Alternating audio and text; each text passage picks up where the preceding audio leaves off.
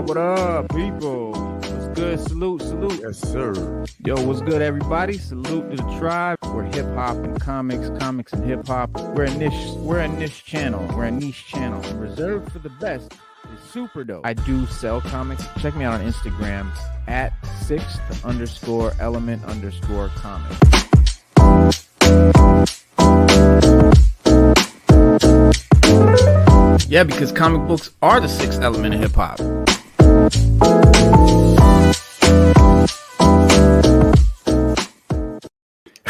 What's Gucci, everybody? It is the sixth element of hip hop here. I am your host, Reno Noir. This is your co-host, Stu Dog.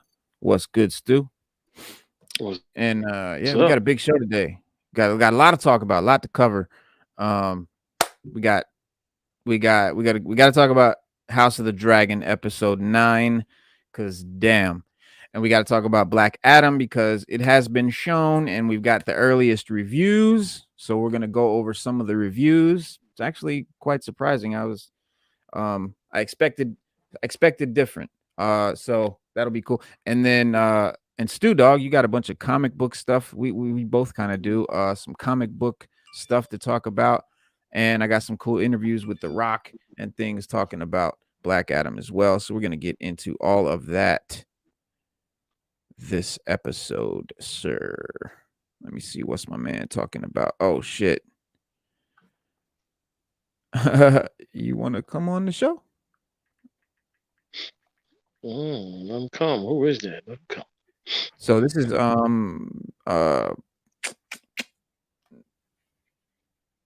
Lebowski, Chef Lebowski. He was on here the other day talking about Tolkien and whatnot. Okay. But let me send him the link. But yeah, so before we went live, you said you had some interesting items about comics. Yes. The big event for Marvel Comics starting in December is going to be Dark Web #1. It's going to cross over. Yeah, it's going to cross over a few different comics. Now, it's not going to be just Spider-Man, so it's going to cross over a few different comics, and it's going to be a 12-issue extravaganza. This Marvel's, I guess, big event for the year. And I don't know why they always have to, and it's a crossover event, but I don't know why it's always got to be Spider-Man. But we'll get to that. You know what I mean? Yeah. But Ben Reilly and Madeline Pryor have had enough and are reigniting the Inferno. And I know you read a lot of X-Men comics, so you know exactly what the Inferno is. Oh yeah.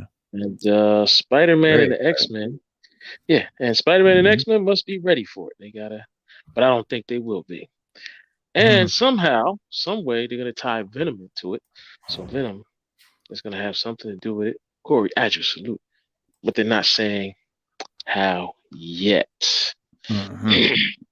So we got to be on lookout for Dark Web #1. Right. Spider-Man, X-Men. It's actually a Spider-Man X-Men crossover event. And that's what I'm telling us. So, for all you X-Men fans out there, it's not going to be Spidey in a solo adventure. It's going to be X-Men as well. They're going to be in a new adventure. And for all you comic fans out there that know what the Inferno is, that's dope. But all you guys that don't know what the Inferno is, you're in for a treat. And, because if it's referring to the X-Men Inferno event. Yes, it is. I think that's what's referring to. Yeah. That came out in that was back in the day. That's been a while. That was, I think, 88, 89. 88, 89, yeah. Like August or October to August. And but yeah, it was a company-wide crossover storyline that mainly involved the mutant titles, namely Uncanny X-Men, X-Factor, X-Terminators, Excalibur, New Mutants. And the story concerned the corruption of Madeline Pryor, who we know as the Goblin Queen, and the final transformation of Ileana Rasputin into Darkchild, the demonic transformation of Hobgoblin, and a demonic invasion of New York City. and it was dope. And it was written by Louise Simonson and Chris Claremont. You know, all the goats were in there. But yeah, I would be I would as an X-Men fan, I'm definitely excited for that because Inferno was a phenomenal storyline. It was and that's cool. why I figured we had to bring it up. You know, to let our subscribers know and all the watchers out there know that this is a big event coming up. They even had a trailer for it for Dark Web. Once I saw the trailer, I said, "Yeah, we're gonna have to talk about this. We're gonna have to Oh just yeah, get it down." yeah, But yeah. apparently, Madam Pryor and Ben Riley, and everybody knows who Ben Riley is, Current are going to be Amazing Spider-Man. yeah, sure, they're going to be so then you're going to have Peter Parker versus Ben Riley in a no holds bar Amazing Spider-Man number 15, which also comes out in December. It's a dark web tie-in. Uh, Chasm secures his place in Spidey-Man's rogue gallery. Guys don't know who Chasm is. But Chasm is I never my thing with Ben Riley, I just was never a fan, bro. I never was a fan of Ben Riley. Never. yeah, I never got into Ben Riley Yeah. either. But the new what it is he's the new Amazing Spider-Man. He took over for Peter Parker right now in the comic. So he's Amazing Spider-Man right now. But another great comic that just came out was Black Adam number 5. So we've been following Black Adam. I've been reading them all. Yeah, Black Adam's great right now. Yeah. Theogony, it's the 12 issue miniseries. It's issue 5. There's no redemption for Black Adam. And it's you have Black Adam facing off against a furious Bruce Wayne as Black Adam sort of confronts threats ranging from a rising demonic or democratic movement in Kandak to the Akkad, a new pantheon of gods from outer space who create a new herald to represent them on Earth in Sargon the Sorcerer. And Adam becomes, inextricably linked to a young protege who has contracted the same plague that nearly killed Black Adam. But yeah, it looks pretty cool, man. I haven't read issue 4, so I haven't gotten into 5 yet. But yeah, that looks super good. So definitely. Yeah. All right, well, moving on from Chasm and Ben Riley, we'll move on to Gold Goblin number 2. Norman's been a superhero for only a few days, but his tenure might be quite short. But I've always been a fan of Green Goblin, Gold Goblin, Hobgoblin. I've always thought they were dope characters. But the way they portray them in the movie or on the big screen, I always thought it's like a limit they put on them. And I never liked that. I never liked the way they they make them. Yeah, they put a big limit on Green Goblin, Hobgoblin, because they're bosses. Like Green Goblin's a boss. Oh yeah. I can say he's a boss. Big time. And when he usually comes up with something, it's usually on a wide scale, citywide event that's going to change the course of things. They never do that on the big screen. He's always just chasing Spider-Man. And that's it, just causing trouble for him. I'm never gonna get that. So we also have X-Men number 1, the Dark Web crossover for X-Men number 1. Be on the lookout for that as well. Black Cat number 1 and Mary Jane, which I'm not interested in at all. But it might be some people out there that just are interested in Black Cat and Mary Jane. Sure, why not? Yeah, man. Is this the first time they've had a comic together, Reno, or no? Yeah, this is the Black Cat Mary Jane's the new. Yeah, it's their first time. We'll see how it goes. Yeah, it might be good. It might not, but I'm not gonna lose any sleep over it. You got the Miss Marvel number 1 Dark Web crossover. And when do all these come out? Everything's coming out in December. Everything's rocking in December, bro. Everything. Okay. So we're gonna cross over to that in December. We also have Venom number 14 Dark Web tie-in, which Madeline Pryor, Eddie Brock, and the symbiotes that Venom can control and share her new ally Chasm, bring them all to bear in Venom number 14. I'm kind of interested to see what Venom has to do with all this, man. I mean, yeah, he is a bigger. I mean, Chasm. Like I said, I'm not into Bill Riley, but I think Venom's a bigger threat to Spider-Man than Chasm ever will be. Yeah, it's just my personal opinion. No, for all you Spidey fans out there, for all you Spidey fans out there. Yeah. And we also have let's see here, Avengers number 63, which Avengers of 1000 BC. When's that come out? December as well. Maybe that comes out December as well. That's number 63. 63. Yep. Okay. Yep. Yeah, they're on. Right now in the comics, they're on 61. That's the one that's about to come out. Yeah. But there's a lot of good. So all this week's comics, the heroes of Marvel Universe spend most of their time in the sun, but every once in a while they venture into the darkness, and that's what I think, the timing of Werewolf by Night came out was perfect. Yeah, and then it was no sort of accident, but because you've got these new creatures and monsters and vampires and stuff like that, and there's a new comic that is just dropping this week called Crypt of Shadows #1, and this is super cool. You got right there on the cover Moon Knight, Wolverine, Elektra, Man-Thing, Werewolf by Night, and this looks hella cool. It's I guess it's like new stories about Werewolf by Night, Man-Thing, Elsa Bloodstone, Morbius, all the sort of monstery characters and all the spooky stuff like that. And this will be an anthology issue, Crypt of Shadows.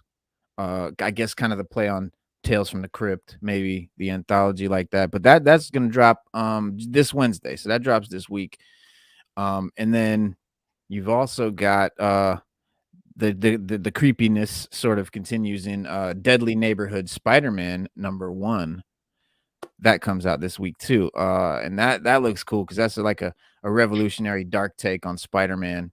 I've been waiting on. Yeah, I've been waiting. That I really want to see. Right. And like they sort of ask the question, like, what is reality? What is dream? What is science? What is magic? At the intersection of all that stands the Deadly Neighborhood Spider-Man. Peter Parker goes to LA, and what he finds there are not angels, but demons waiting for Peter, are going to test him like never before. You got one demon in particular, a very famous one for Marvel, and X fans in particular might just eat Spider-Man alive. But hungry for even more supernatural mayhem, you can get Ethan Sachs and Luigi Zagara's Midnight Suns #2. That will be out Wednesday. And the new team of Midnight Suns, you'll have Magic, Wolverine, Blade, Spirit Rider, and Nico Minoru face their first brutal test when Dr. Doom lays siege to the Strange Academy. And what is Doom after, you ask? But an even bigger threat awaits if they survive, a threat tied to the Sorcerer Supreme, and the one and only Midnight Suns have the power to overcome. Then we also have, meanwhile, the Hunt for X, which is reaching its thrilling conclusion in X-Force #33, an Axe Judgment Day tie-in featuring Kraven the Hunter, Wolverine, and Omega Red, and dinosaurs. No, enough said. But then meanwhile, in X-Men #16, we got Forge on a secret mission that he's been working on for the Quiet Council, for some time now, if you've been following, the Krakoa stuff. And, now that he's been elected to be one of the X-Men, officially the world's, the team of X-Men, it's time to put him into action. And even if it does break some of the laws of Krakoa. So, and then meet Spider-Man at the intersection of science and magic. See the Midnight Suns, battle Dr. Doom, and more by picking up these latest titles this week, fresh from the comics to the collections, even the Marvel Unlimited. But yeah, so everything that's coming out this week, you'll get Alien #2, Avengers #61, Captain America: Symbol of Truth #6, Carnage #7. And then that Crypt of Shadows #1, The Deadly Neighborhood Spider-Man #1, Defenders Beyond #4, Iron Man 24, Midnight Suns #2, Moon Knight #16, Predator #3, Shang-Chi and the Ten Rings #4, Star Wars Darth Vader #28, Thor #28, X-Force #33, and X-Men #16. All dropping this Wednesday. And Avengers #63 will be about your boy Doom and the Avengers of now meeting up with the Avengers of 1000 BC. Dope. And they have to. That I don't know. I don't know. We'll see. Normally when they do stuff like that, they drag it out, and then we get crickets. It starts off good. We get crickets, and then I'm upset, and then I'm like, damn, like we had something dope. Why couldn't you just keep it going? So I know, right? So many of these events and storylines, man, you got to be careful because you get into them and they start off super dope and they seem like they're gonna be really cool, and then they sort of fizzle out, and then you've invested all this time, in reading this story that ends up being nothing. So a lot of people like to wait till these events are over and pick up the trade paperbacks and the paperback. Yeah, right. Because if it's a trade, right? If it's a trade paperback, it made it. So yeah. But don't forget, we got Fantastic Four #2 coming out in December as well.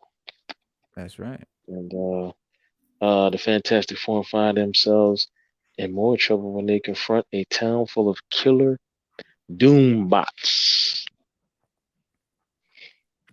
And the cover for it looks amazing. The cover is amazing. The variant cover is even dope. That's the one I want. It has Reed Richards standing behind Sue Storm, and she's like turning herself invisible, but he's kind of like wrapping around.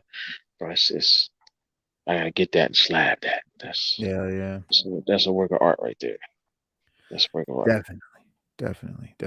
Yeah. Well, you said Deadly Neighborhood Spider-Man. What #2 is coming out this week, right?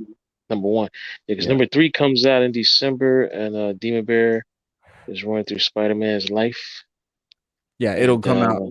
It'll come out. #1 will be this month. #2 will be in November. #3 in December.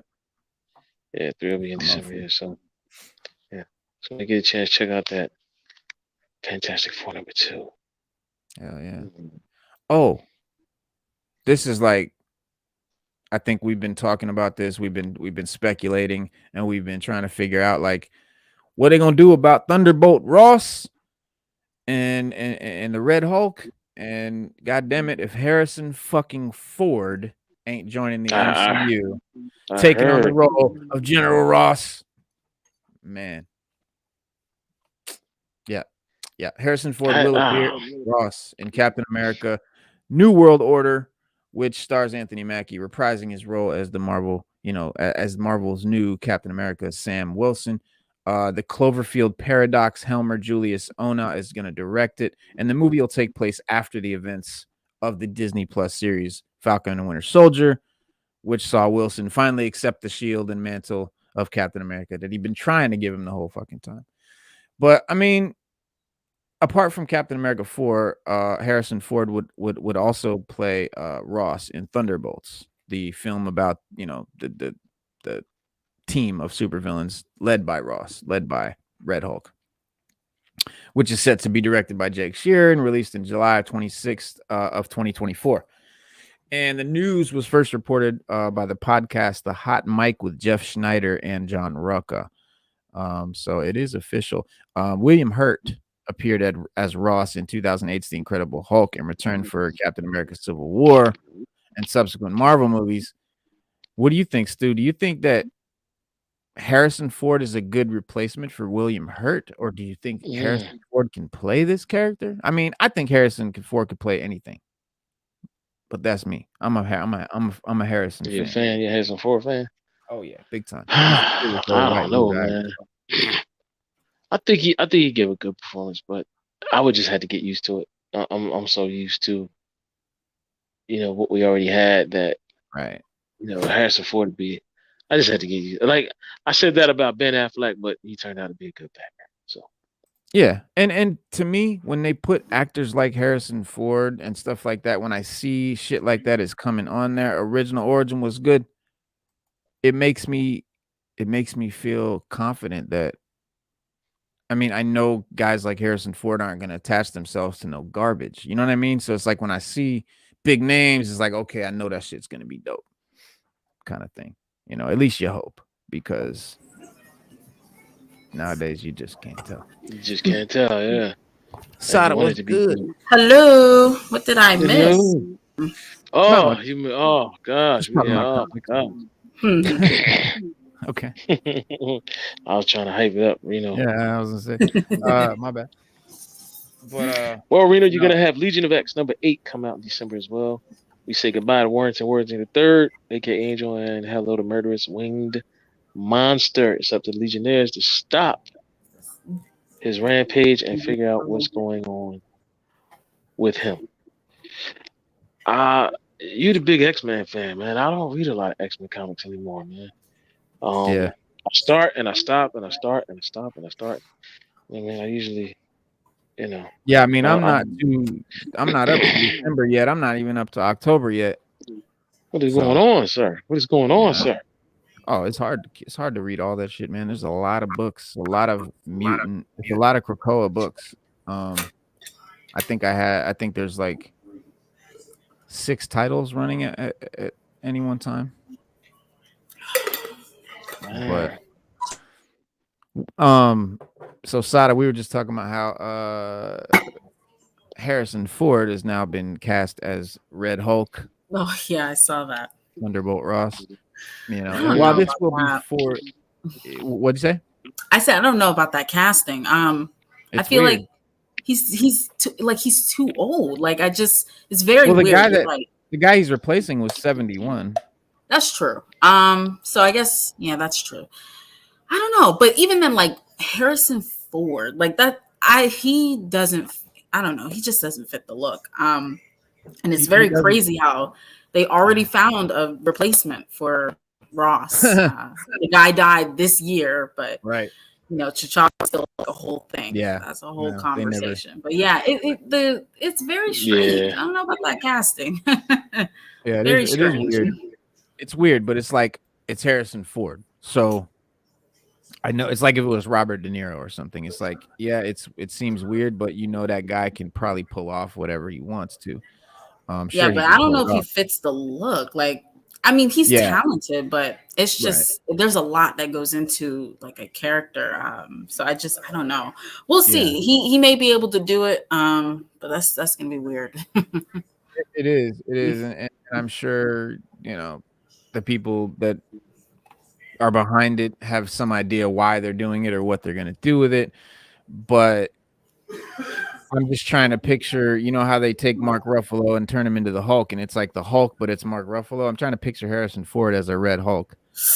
Ooh, with that CG, oh god, that's gonna look bad. It's gonna look weird, yeah. So who knows, man? But while this is Harrison Ford's first foray in the MCU, he is no stranger to franchise filmmaking, leading both Star Wars, Indiana Jones films for decades. So he is set to reprise his role as Indiana Jones as well. Back out in 2023. So we'll see how that goes. We're a little bit kind of like iffy on that. Just let that go. We should just let that go. Yeah. He had a great run, but it's okay. Yeah, we definitely want to see how that turns out. I'm an Indiana Jones fan, so we'll see. Reno, they also have Legends Star Wars Legends of the Empire Omnibus Volume 2 coming out in December as well. That's a dope. Yeah, that's a dope Omni right there. And also coming out Wednesday is the Flashpoint Beyond from DC. Flashpoint Beyond number 6. And it's got a dope cover. I just got done reading number 5. So we finally figured out in number 5, they finally figured out who Batman finally figures out who's killing everybody and why. Spoiler alert, it turns out it is the Joker, which is Martha Wayne. Right. She had a Batman in this is Thomas Wayne, right? It's Thomas Wayne, yes. Yeah. She had a someone told her, like the only people who knew about Flashpoint was Flash and Batman. But someone told her, but they haven't revealed who it was that told her yet. She spoke about it, and she explained to Thomas Wayne that she was the one running around killing everybody who could help restore the timeline. Her reasoning is that he's restoring the timeline to save Bruce. Right. And her reasoning is, well, Batman knows that the timeline that he's in doesn't exist. It shouldn't exist. Right. But Joker's and he's fine with he's fine with he's okay with that, right? Yeah, he's like erasing the whole thing, right? Yeah. Because he knows none of it's real. But she's Joker's like take she on wants it, the whole for that shit. Right. She wants the whole thing to go down because she's like, well, wait a minute. What makes you think our timeline? It isn't really our timeline, the one that's real. And the other one that isn't. So I'm gonna go alter it to save Bruce, and then none of this will ever happen. We'll be one big happy family, and I'll fix the timeline. And if some people got to die in the process, then so be it. That's it. Yep. That is it. That be's it. Well, I think everybody's kind of here now. So let's see.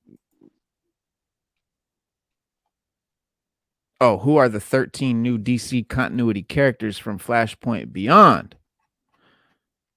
There's like the Golden Age Mr. Miracle, Betsy Ross, Molly Pitcher, Ladybug, Salem the Witch Girl, Cherry Bomb, John Henry Jr., the Golden Age Red Lantern, the Golden Age Red Lantern again, Judy Garrick, the Harlequins, Sun, Golden Age Aquaman, Quiz Kid, Golden Age Legionnaire, and basically these are characters I guess that for the solicitation for the new DC new and Golden Age one-shot mixer-upper, I guess they got from Justice Society of America to the Legion of Superheroes. The new Golden Age will unlock DC's epic and secret hidden history of heroism, launching a new group of titles set firmly in the DC universe. From the 1940s to the 3040s, heroes take on the great evils of their times.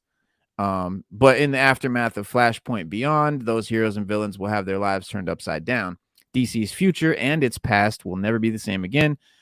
So DC's kind of doing what Marvel did with their multiverse. They're doing it with time travel. This is their sort of, so that's kind of, and it's going to leak over into the movies. You can bet on that. I hope so. I really, really do. Yeah, but I hope it's good. I just hope it's good. Well, it'll start with Flash, so we'll see. But I don't know, man. Why you had to do that, man? Damn, because I still have faith in that movie. I still think that movie could be decent. I do. Man, we was doing good, man. We was doing good. Man. I mean, we were doing really, really good. And then you had to bring up the Flash. Hey, we'll see. It still remains to be seen, man. I have to hold faith, man, because like I said, yes, hold it for the rest of us. That's right. That's right. I know how foolish it is, but I hold on.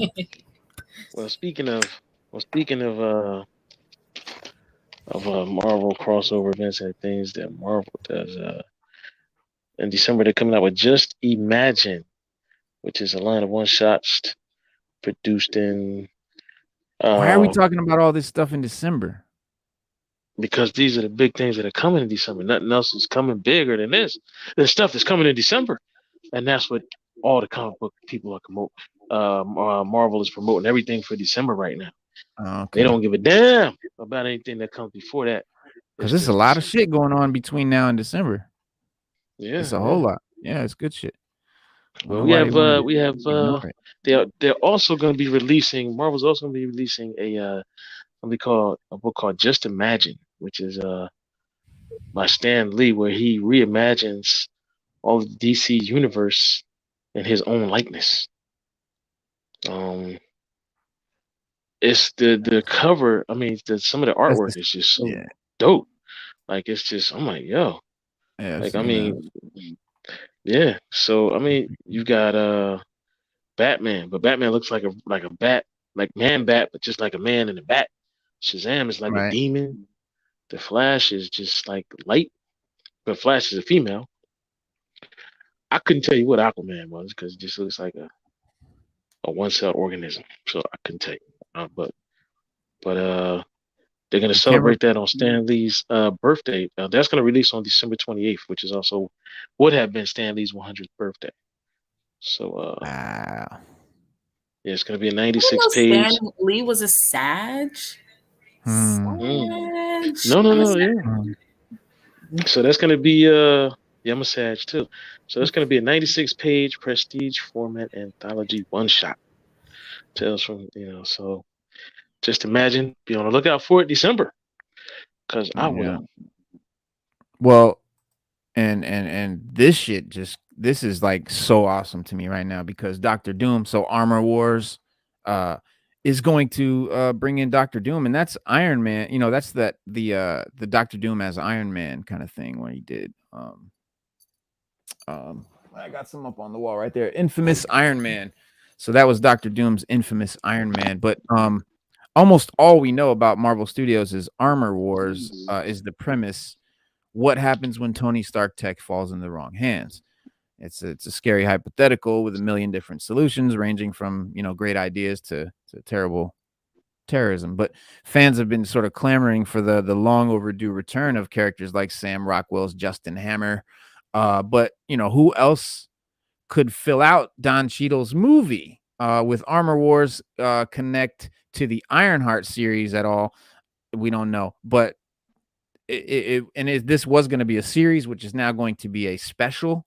So they've also Marvel's changing their format to do a lot less shows and turn those into specials that are like maybe like an hour-long little mini movie.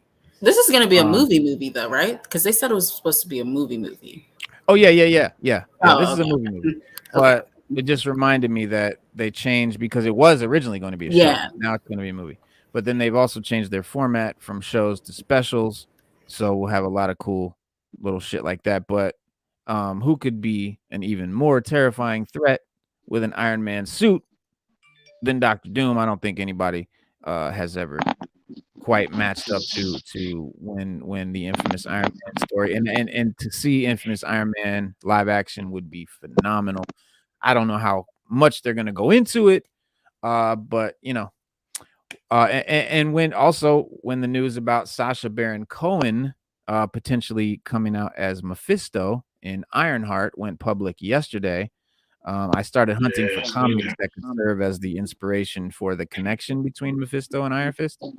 But Twitter was ablaze with like what sort of reactions, struggling to see what connections Dominique Thrones Riri Williams could have to the Demon Lord of Hell. It really wasn't already surprise. I don't know. The series, of Ironheart could, involve magic and all kinds of stuff with Anthony Ramos as the Hood, but Mephisto really, I mean, all that shit we went through with Mephisto is going to be here. Mephisto, and then no Mephisto, and now they're going to put him in Ironheart. But so when I looked a little deeper, I realized that the answer was right there in Riri's earliest source material. So who caused Riri's first encounter with Mephisto is a story told in the very same year as she first appeared was Dr. Doom. So Dr. Doom, aka infamous Iron Man, in 2016, we had Brian Michael Bendis scripted a short, very highly acclaimed comic series, called Infamous Iron Man, which was set in the wake of Secret Wars. And then but it's not Tony Stark. It's a redeemed Victor Von Doom. So after decades of, trying to steal Tony's tech, Doom has finally gotten his hands on Tony's equipment and dubs himself the new Iron Man, working with S.H.I.E.L.D. to round up low-level criminals. Doom remixes the heroic symbolism of an Iron Man suit with his sort of classical magical abilities, but not everyone is a fan of the infamous foe wearing the armor. The tension comes to a climax when a young Riri Williams confronts Doom head on in one of her first ever solo adventures, demanding that he give up the Iron Man suit. And then the scene alone brings to mind Kevin Feige's Magic Verse Machine tease for Ironheart at D23. Now it starts to make sense. And it would be exciting to see that approach extended to its extreme with, a super sorcerer like Dr. Doom in Tony's technological suit. Doom acquiring that tech and Riri holding him accountable seems a little absurd, but it could very well be the connective tissue between Wakanda Forever, Ironheart, and Armor Wars that they're gonna hang on to. I'm not super happy about Doom's introduction to the MCU this way so far, from what I know. So far, huh? So far. I mean, if they go that route with him being like reformed, like you explained, I could see them doing that. Absolutely. That would suck, but I could see him doing that. As far as Mephisto, I'll believe it when I see it because they've been dragging this out since 2021. So believe it when I see it. It's only 2022, so it's not like we had to wait long. Yeah, but I'm telling you, every channel, like they would have videos and videos on Mephisto's here, Mephisto. Oh, yeah. Like this was like throughout the whole year. So yeah, it's only been a year, but it's been constant with the Mephisto stuff. Well, I'll tell you what we will be getting this year: the Savage She-Hulk #1 Facsimile Edition, and the first appearance of Miles Morales, and a facsimile as well. They will be here this year, as well as Peter Parker and Miles Morales, Spider-Man, Double Trouble #2. That'll be here in December. And Reno, I know what you're going to say, but guess what? People got to save up their pennies, Reno. We got to save our pennies up. That's a lot going on. Start saving money. I don't want to be caught in December with no money to get these comics. That's right. No, you got telling them about it right now. We let them know right now. Mark this down. Write it down. Christmas shopping now. Exactly. You know what I mean?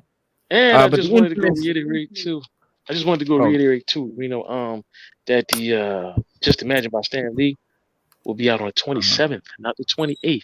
27th is when it releases, but the 28th is his birthday. So if you want to just show some extra love and buy it on the 28th, go ahead and do it. Buy it on Stan Lee's 100th birthday. Save your receipt. And when you get your comic tag, when you get your trade paperbacks, 1 and 2 tagged and slab, you can throw the receipt in there. Say, I bought it on Stan Lee's birthday. Just 100. Right. Dude, is Sagittarius go all the way through December though? No. Because usually they cut off. It does. I think it cuts off the 21st or the 22nd. Stanley's a Capricorn. Oh, 21st. Capricorn. Right. Yeah, he's a Capricorn. Something like that. Yeah, because my dad's a Capricorn. My dad's birthday is the 26th. Yeah. But yeah, so the infamous Dr. Doom arc already features a number of like character connections to the Ironheart series. So, and the Hood starts with a minor villainous role that involves a somewhat heroic showdown against Dr. Doom, and Mephisto sinisterly manipulates the events from the shadows. But more importantly, the comic that this is coming from is chiefly focused on the legacy of Iron Man and why Doom is unfit to wear that armor, which is precisely what Armor Wars should be about. Could Armor Wars be Ironheart and War Machine versus Dr. Doom?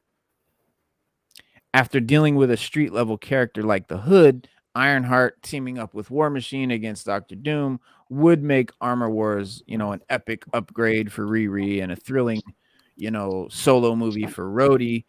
And it does give me what I wanted, which is Doom outside of just a Fantastic Four movie. He is actually being like an MCU villain where he might be in all kind of different, movies dealing with different heroes.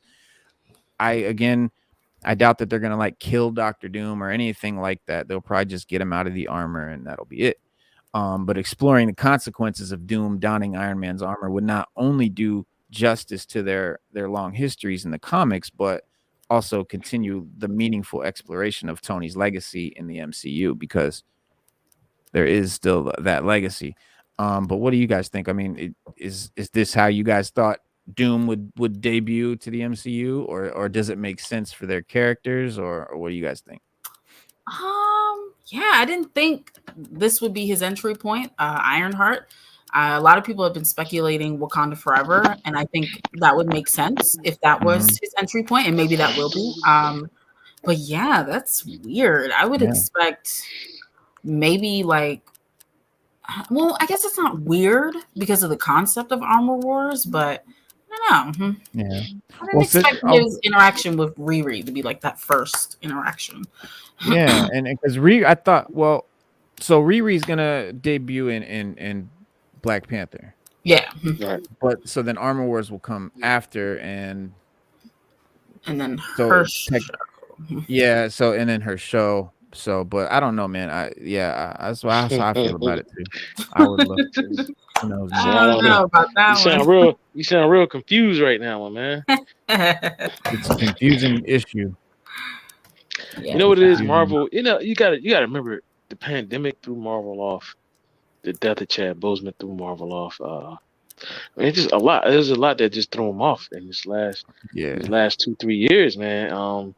They're just trying to recoup. So instead of them just taking a little bit at a time or just 1 foot at a time, they just jump in. Yeah, they jumping with both legs. Yeah, they jumping with both legs, bro. Yeah, so I mean, I guess we'll get used to it. But they got this new 10-year plan, and they're gonna implement it. It's coming. Yeah. And they're changing a lot of stuff with these movies too. Like in Black Panther 2, Namor is not the king of Atlantis, but of Talocan, an ancient underwater kingdom with connections to the Aztec and Mayan cultures. But what about Atlantis? You know what I mean? Like, is it connected to Atlantis? Was Atlantis another name it once had? Like, they need to address that in some way. Well, remember Aquaman is king of Atlantis. In the DC. I mean, but is that really an issue? Like them having to use Atlantis? Like, can they not use it if DC has already done that? I feel like that's maybe they just want to separate. Maybe they just want to separate themselves from it. They don't want people, because nowadays how people judge. Yeah, you're right. No, Atlantis. It's like Aquaman. Yeah. Right. You couldn't come up with nothing more original than Atlantis. Oh, why would you do that? Yeah. Well, that's just it. It is definitely to keep it different from Aquaman, to keep it distinct, with the casual audience, because unfortunately, the fan bases are crazy especially with the casuals. Oh my god, forget it. Right. like people, for everybody watching, you gotta understand. There's an Atlantis in the Marvel universe. There's an Atlantis in the DC universe.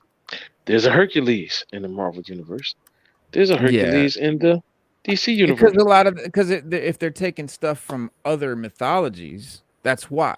Because Hercules knows from so they can draw. So it's not like it's like Hercules was never a Marvel character. Hercules is a Greek mythology, so they can use shit like that. And they both use it to their advantage. Like the Greek mythology stuff is more closely related to Wonder Woman than any other character. In the DC universe, the Greek mythology stuff is just, I know they're just the myths, the legends that just came to life, like they were here. Like Marvel just explains it a little different. And Marvel did the they wanted to go like, okay, well, they're gonna go with the Greek mythology. We'll go with the Viking mythology. The Roman, the Viking mythology, So it's just score and all that. it's right. It's just I mean they both do the same things, but just it's like with the Superman suit. It's just something we got, but it doesn't mean that it's perfect. The change in Namor's backstory and cultural origin, it is a major one that has the potential to see some massive shifts in how the MCU version of the iconic character is presented, not just in Black Panther Part 2, but within the future of the MCU. You know what I'm saying? Because he's got to come back. And as one might guess, there are those who have some questions and reservations about the change. But after all, Namor is the half-human, half-Atlantean son of Emperor Thakor's daughter, Fen, an American sea captain. Leonard Mackenzie has an 83-year rich history in Marvel Comics, and they're just scrapping it all. But the beauty of the stories of all, I mean, yeah, because that erases everything if you know what I'm saying. So yeah, but again, it keeps Namor distinct from Aquaman. So I think that's their biggest reasoning, and it gives them the excuse to also bring in some more cultural diversity and stuff. So they are doing that with the Aztec Mayan cultures and the Latino character.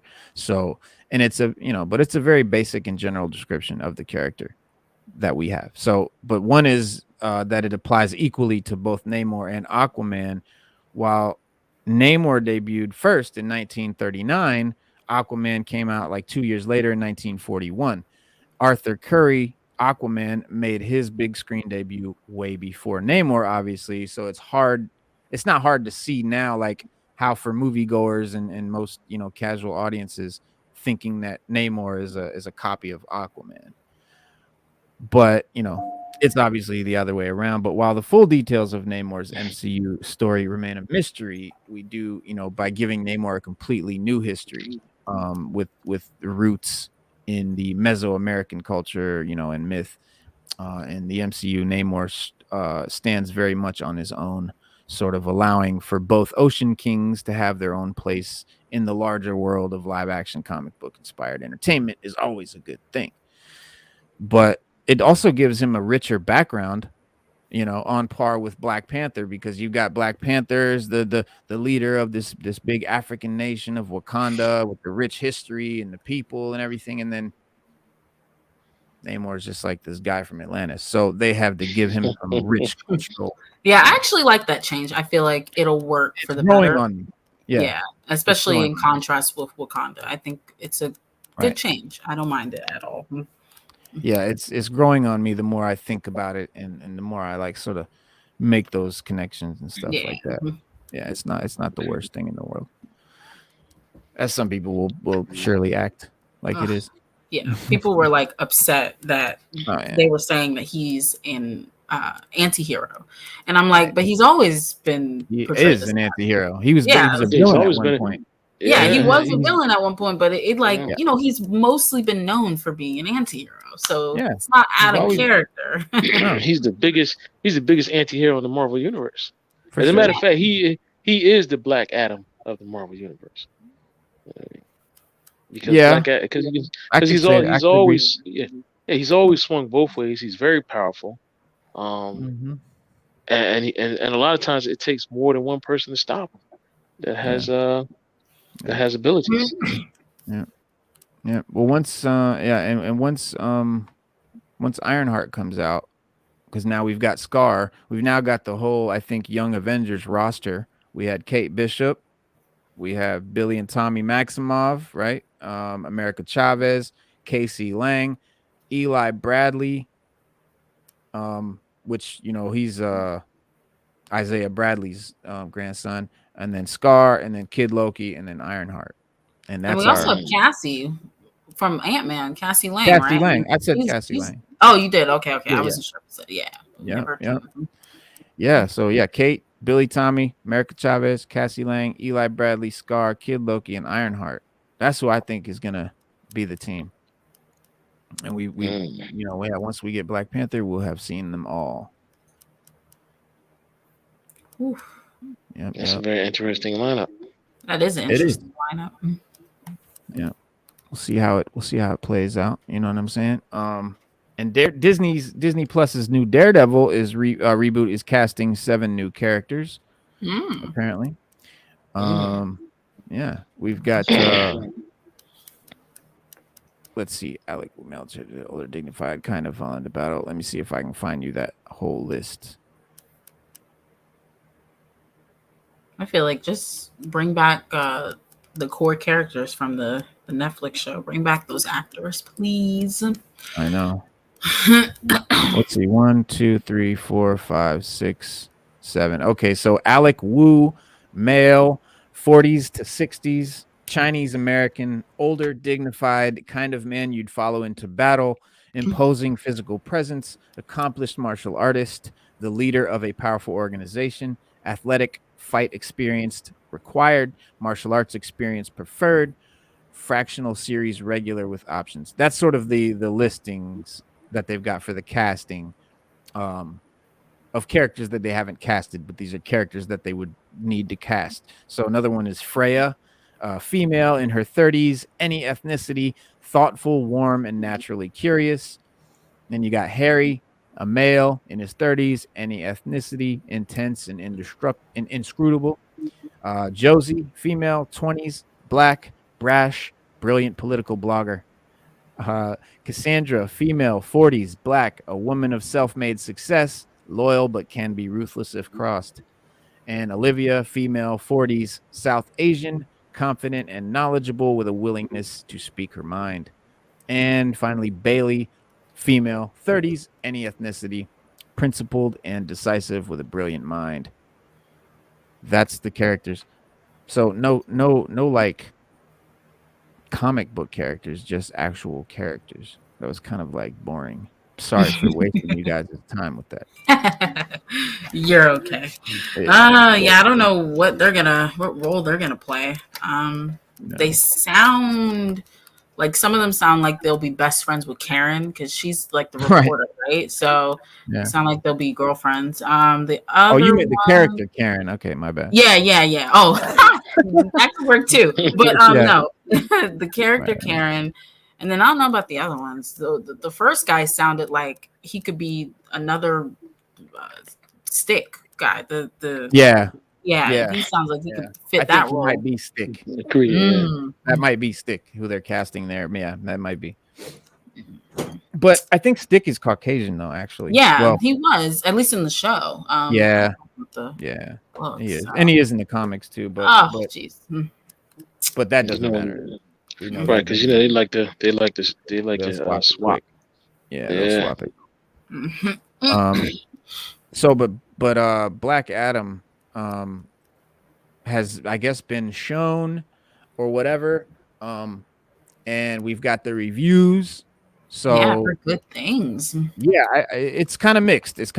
I'm surprised, but so let's see where we got. So boom. Eric Davies says there is some really excellent world building in this film. Some of the best we've seen from DC comic book films that have momentum, emotion, and a strong layered mythology are always the most entertaining to watch, are entertaining to me. Black Adam also left me wanting more, which is what you want, in my opinion. Then he also continues, DC's Black Adam rocks, tons of action, characters you instantly interested in, and terrific pacing. Dwayne Johnson finds a great balance, being menacing and badass, but also empathetic. Especially loved Adis Hodges' Hawkman and Pierce Brosnan's Dr. Fate. More JSA movies, please. I'm excited for the Hawkman. I'm very excited to see him. Hell yeah. Yeah, definitely. Me too. Hopefully you do it.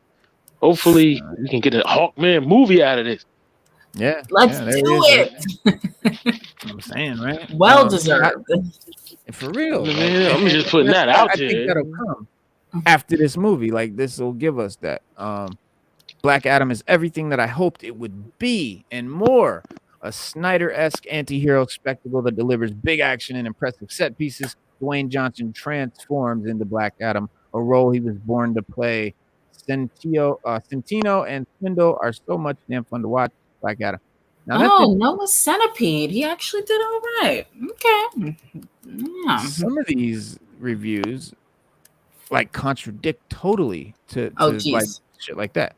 But this guy, the same guy, he says Black Adam is the best superhero film of 2022 so far because it delivers exactly what it promises and fans are looking for. The story works as a great introduction to the title character and the JSA. I can see fans going back for seconds or thirds. In other words, Black Adam rocks. That's the kind of shit that I'm expecting to see. And then he says, "Oh, one last thing about the post-credit scene. Fans, prepare to lose your minds." That's kind of powerful. We all know what's coming. That's kind of powerful to say that. It is. It is. This guy says Black Adam is action-packed crowd pleaser. The Rock is on top of his game. Dr. Fate and Hawkman are standouts, and the JSA fleshes out the DC universe. The surprise everyone's been waiting for definitely delivers, and it will get fans back and excited for the future of Black Adam. They're not even hiding it. No. Not really. Like, not really. This guy says Black Adam is DC's most action-packed film to date. Its nonstop thrill ride is all about the spectacle and knows it. There is barely any time to breathe or even talk. The Rock is a perfect Black Adam. Plus, Pierce Brosnan is a standout. The film will leave fans buzzing. Black Adam is built on some epic nonstop action. It made me want a sequel with a smoother story immediately. When it moves, it's straight shot of adrenaline. The characters are dope, especially Teth Adam and Dr. Fate. It's a badass film. Now we start to get into a little bit of shaky ground. So this guy says Black Adam struggles to find its footing at first, but once the Justice Society enters, it becomes more fun to watch. Dwayne Johnson's anti-hero presents an intriguing new dynamic to the DCEU. Solid visual effects, weak villain. Post-credit scene got the biggest reaction of all. Ooh, yeah. Damn. This guy have seen Black Adam. The Rock is fantastic as Black Adam. He spent 10 years getting ready for this role, and he literally kills anyone and everyone in his way. I love that he didn't pull back on who Black Adam is. Left the theater wanting to see the sequel immediately. That's probably my favorite review because it lets me know that he is Black Adam for real. He's going to play it the way it should be played. He's not going to try to make him a good guy, at least not right away. That's what I take from it anyway. Yeah, I've heard it's very brutal. So that seems in line with that review. I've heard it's really brutal. Yeah. We got Black Adam is a worthy. It should be. Yeah. I mean, it's Black Adam. Come on. It says it's a worthy new piece of DC puzzle, but not the savior it promised. I could believe that. Right. A surprising compressed timeline keeps the action exciting and pace propulsive, but also turns its many, many themes, plots, and characters into fancy window dressing. It's messy in a watchable way. Okay, I like that description. Yeah, he sounded like he didn't really know what he thought. You sound like somebody who didn't have a childhood. Oh, jeez. We can tweet about Black Adam. Yeah, the embargo has been lifted. We can say these things now, guys. So, okay. I didn't like it. The script is ridiculous. The JSA members don't get much development at all. The humor isn't just bad. It's cringe. I liked Rock a lot, and I want him in a much better film. Last 30 minutes are a CGI assault. Wasn't for me. Ooh, it's not that's brutal. So we'll that's see. Pretty brutal. That is brutal. It is. The last one says, starts out very strong, end like you're watching Pirates of the Caribbean 5. Oh, Grace. The Rock spared no expense VFX-wise, so you just have to ask yourself if these characters mean anything to you, and if you want the DCEU to continue. So I guess some people just want it to end, or they just want DC to stop making movies. I mean, come on, get real. We're not doing that. Yeah, Sabak looks menacing in it. Sabak power level is on par, if not stronger than Black Adam. Should be good match. Awesome. Let's see. I got high hopes. I'm not gonna go into this film thinking it's gonna be like the savior of the DCEU. Hell no. I'm just gonna go into it like it's a film, another entry, and hope for the best. Because I feel like that's putting your expectations way too high. So yeah, I think Rock might be the savior of the DCEU, but not this film itself. But I think The Rock might be that guy who's coming into, well, I don't know. Let's hear it from his mouth. So here's what The Rock says about the future of the DCEU, his role, whatnot, things like that. Oh, and then we're going to find out what he feels about him being the next Feige of DC. But this is his first little thing. Is out of the bag when it comes to Henry Cavill coming into the mix. How much did you have to do with that, mister? And what do you know about Man of Steel 2? Well, here's what I can tell you. I can tell you that the whole goal and initiative of Black Adam was to build out the DC universe by introducing not only Black Adam, but the entire JSA. Five superhero characters, new superhero characters in one movie. And also, as I have been saying all along, there's an ethos that we at $7 have, $7 Productions. Myself, my co-founder Danny Garcia, and Hiram Garcia, and that is, we always put the fans first. Audience comes first. So for years, audiences have been so passionate and vocal about, we've established Black Adam as the most powerful and unstoppable force on our planet. But the fans have been so passionate about, well, and as we have been, where's the most unstoppable and where's the most unstoppable force in the universe? Where is he? Well, just like I fought hard. Get it out there, Dwayne. Danny has been fighting for 6 years. Hiram has been fighting for 15 years. He don't want to come out and just say, "Where's Superman?" Welcome home. He said a whole lot of nothing, but you know what? That man is trained, so he really tried. He didn't want to spoil it and be like, "Where's Superman?" Yeah, he was fighting. He was dancing around that question. He had to. Yeah, he did. Because when you think about it, as far as we know, some of the most powerful people in the DC universe are Black Adam, Superman, Darkseid, Dr. Manhattan. They've all been on the big screen. Mm-hmm.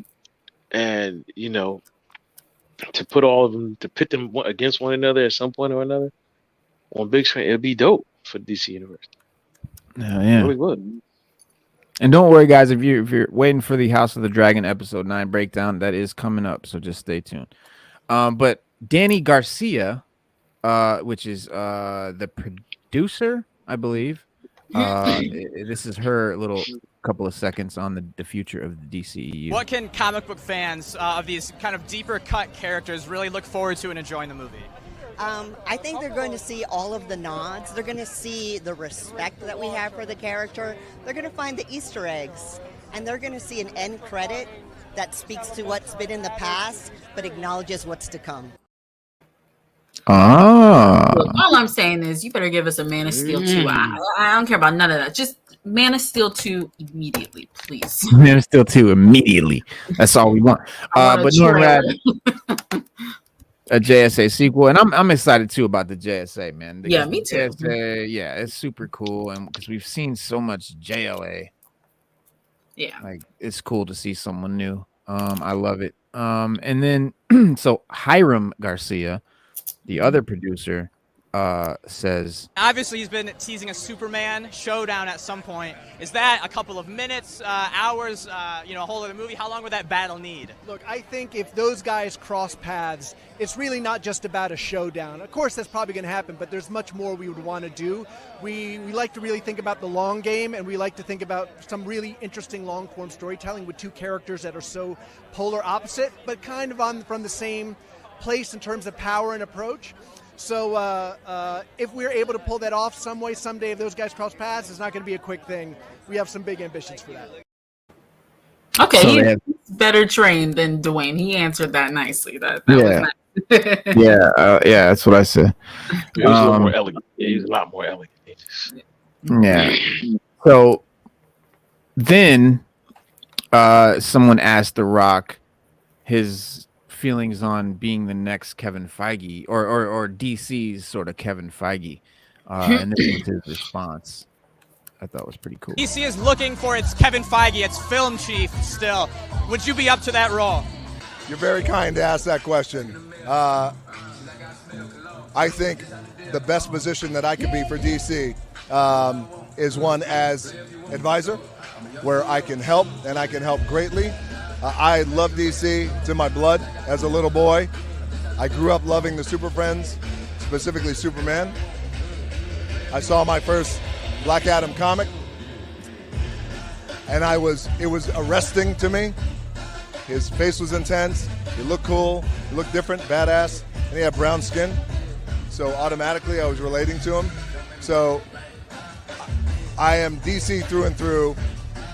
And in the spirit of growing out the DC universe, I'm here to help in any way I can, including looking for and finding that right leader or leaders. That's a good answer. Yeah. I don't think they should slap that title of being the Kevin Feige or whatever onto him. Like, that's kind of premature and unfair. Yeah, it is a lot. And plus, I mean, he's still just, in the end, he's not like the producer, he's an owner. Yeah. He's not the CEO of anything. He's just an actor. But he does have a shit ton of say and influence for sure. But should, yeah, man. like you said, somebody has to, bro. Like right now, somebody has to. When you look at the DCEU, I mean, okay, we got Man of Steel, crickets, Green Lantern, horrible movie, crickets, Wonder Woman, #1, great movie, #2, what the hell happened? Man of Steel is dope though. We were like, damn. We're like, damn. What, like, 84 was awful. That was just awful. Right. Like, then I we was had, not a fan of Superman before Man of Steel like that. Like, then we had Justice League, the Snyder cut, as well as the regular cut, and they were both dope. They're both great movies. And then I didn't like the Whedon version. Then we got Batgirl, which we'll never probably see unless we, I don't know, unless we we'll never get to see unless we I don't know, unless they bring back bootleggers. We get out the grave. Unless they bring back bootleggers. So it's just like, and then we had the shows, which were great. Some of them were hit or miss, but I never liked them. They hit, the shows hit with fans on a level that no show's ever seen. You had people that liked it and people that didn't, but the people that liked it. People that didn't. But no matter how you mixed it up, it was like that for every show. It was like that for Flash. It was like that for Legends of Tomorrow, Arrow, Stargirl. It was like, you know what I mean? People liked it and people didn't like it.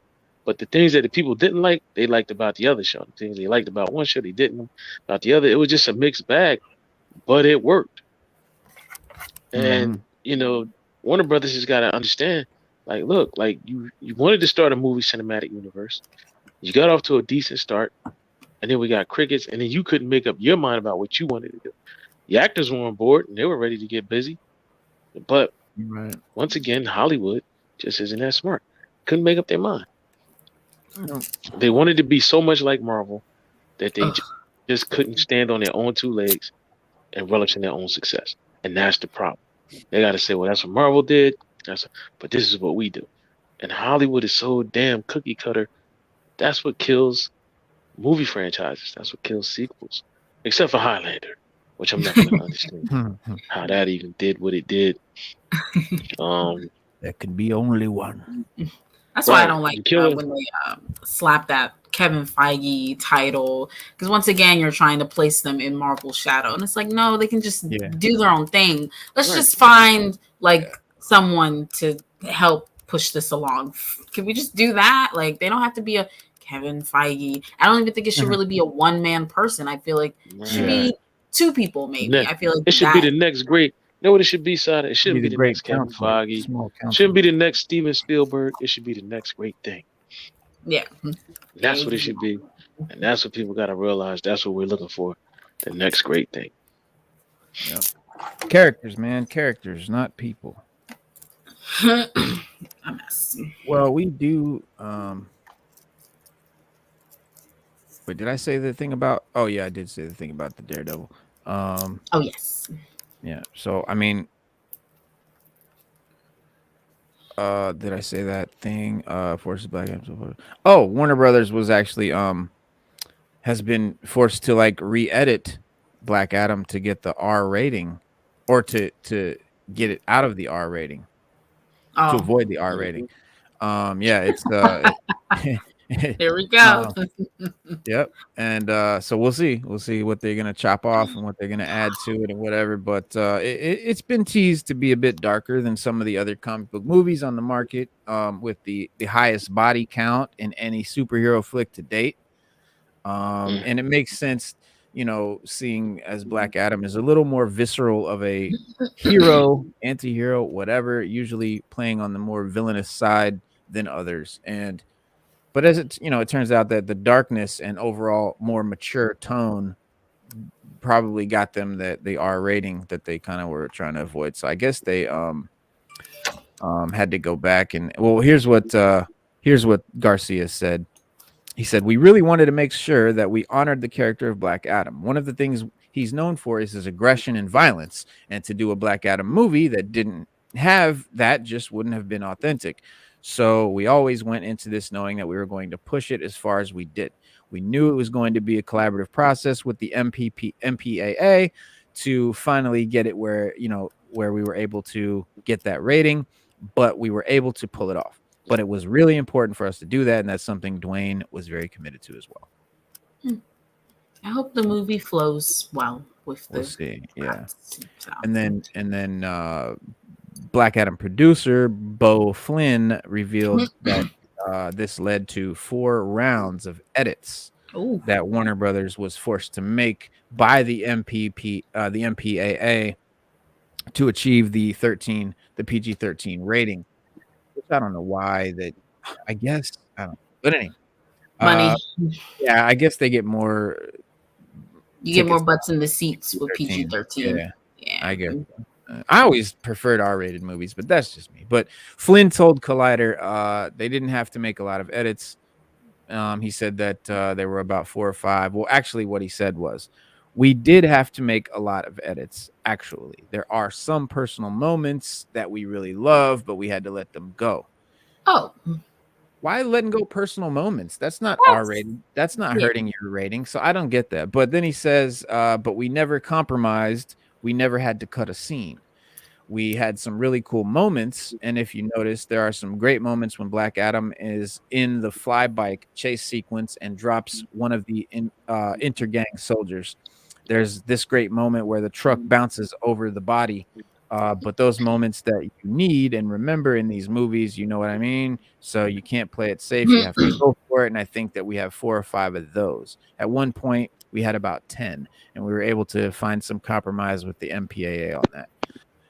So I guess like he's basically saying like shit where, he drops a body and then the truck like sort of bounces over the body. That kind of thing. They had to kind of just scoop some of those off to get that cut. But yeah, this is the Johnson cut.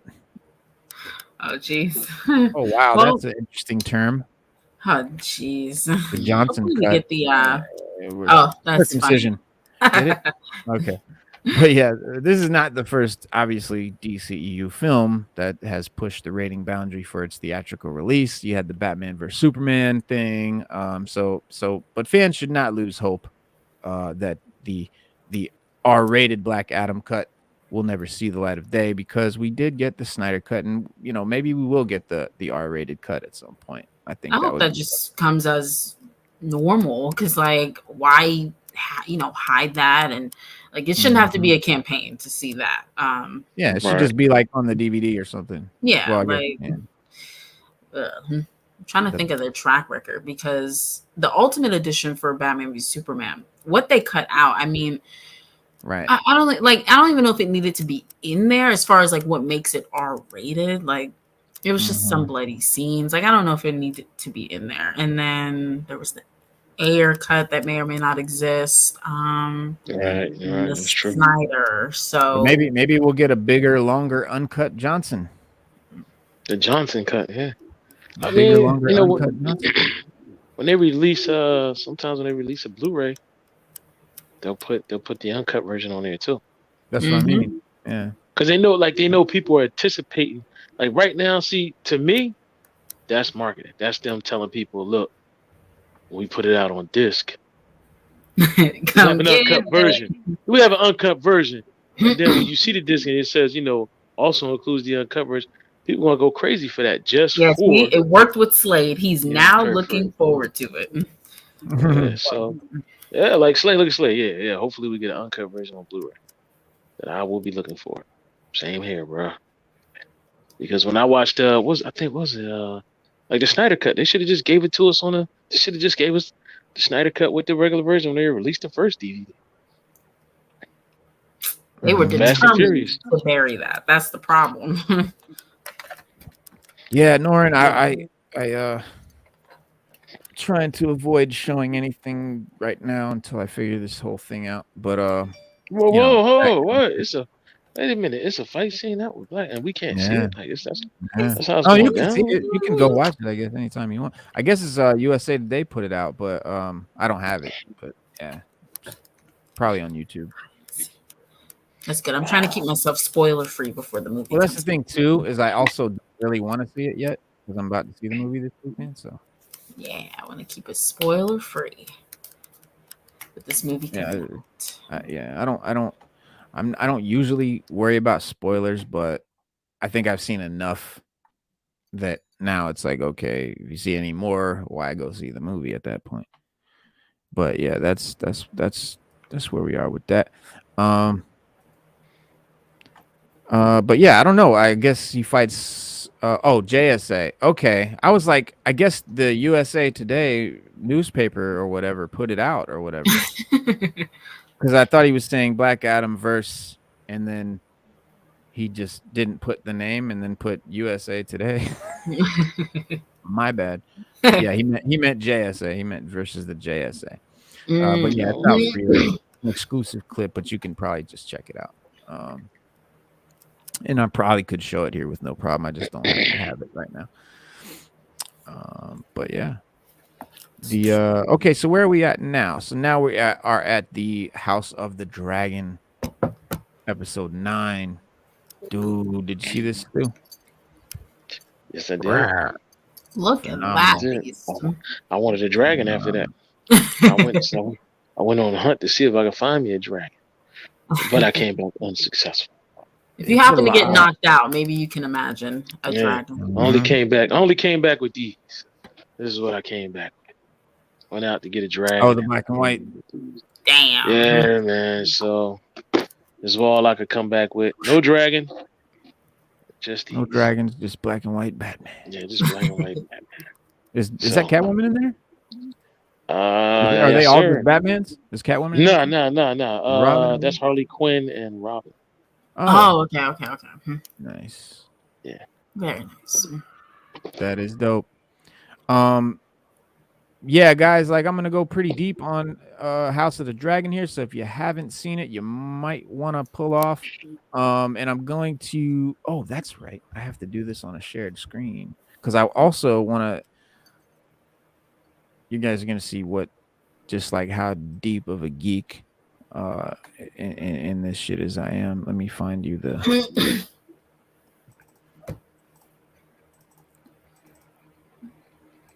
Because I had that. Where is it? Okay.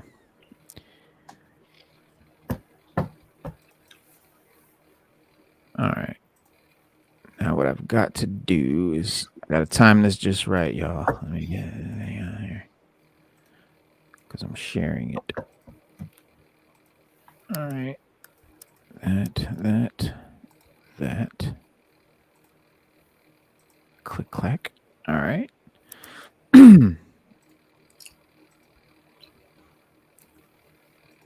Let me use the bathroom.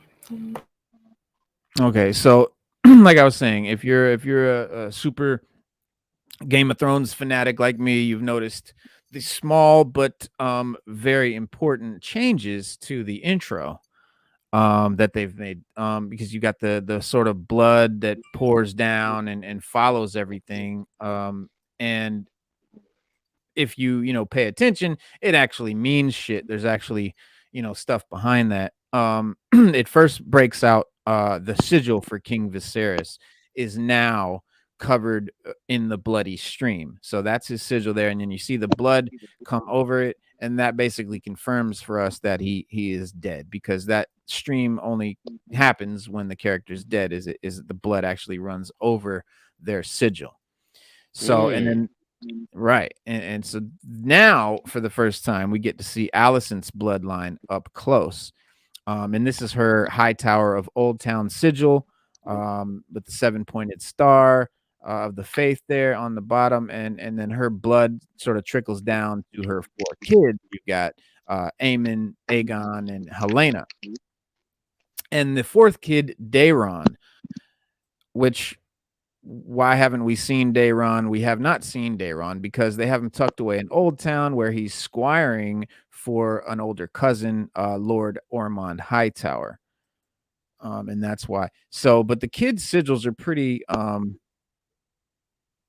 easy to recognize. Helena's circle there on the end has it's got like a pretty spider, which is a symbol for her affinity for critters, which she, her prophecies, her cryptic prophecies. And then Aegon's symbol, you've got the dragon and the egg with the bound naked woman, which is probably because he, likes doing things to women that they don't want done to them. And probably because he got some freak in him, huh? Yeah, yeah. And then a sapphire is on Aegon's because in the book, he actually put a sapphire in his missing eye hole in the socket where his book, and he just rocked the sapphire like that. You know what I'm saying? But Daemon, but then Daeron, again, though, no matter how I, paused it, I couldn't see what that is there on his sigil. But we'll have to find out in season 2, because he'll be in season 2. And but next we see the blood flow down. The stream flows down to Aegon and their two kids, their 3 kids rather, Jaehaerys, Jaera, and Maelor. And Jaehaerys is named, of course, after King Jaehaerys, which was Viserys' grandfather, who crowned him at the Great Council. And then he and his twin Jaehaera have the same sigil, the exact same sigil, because they're twins.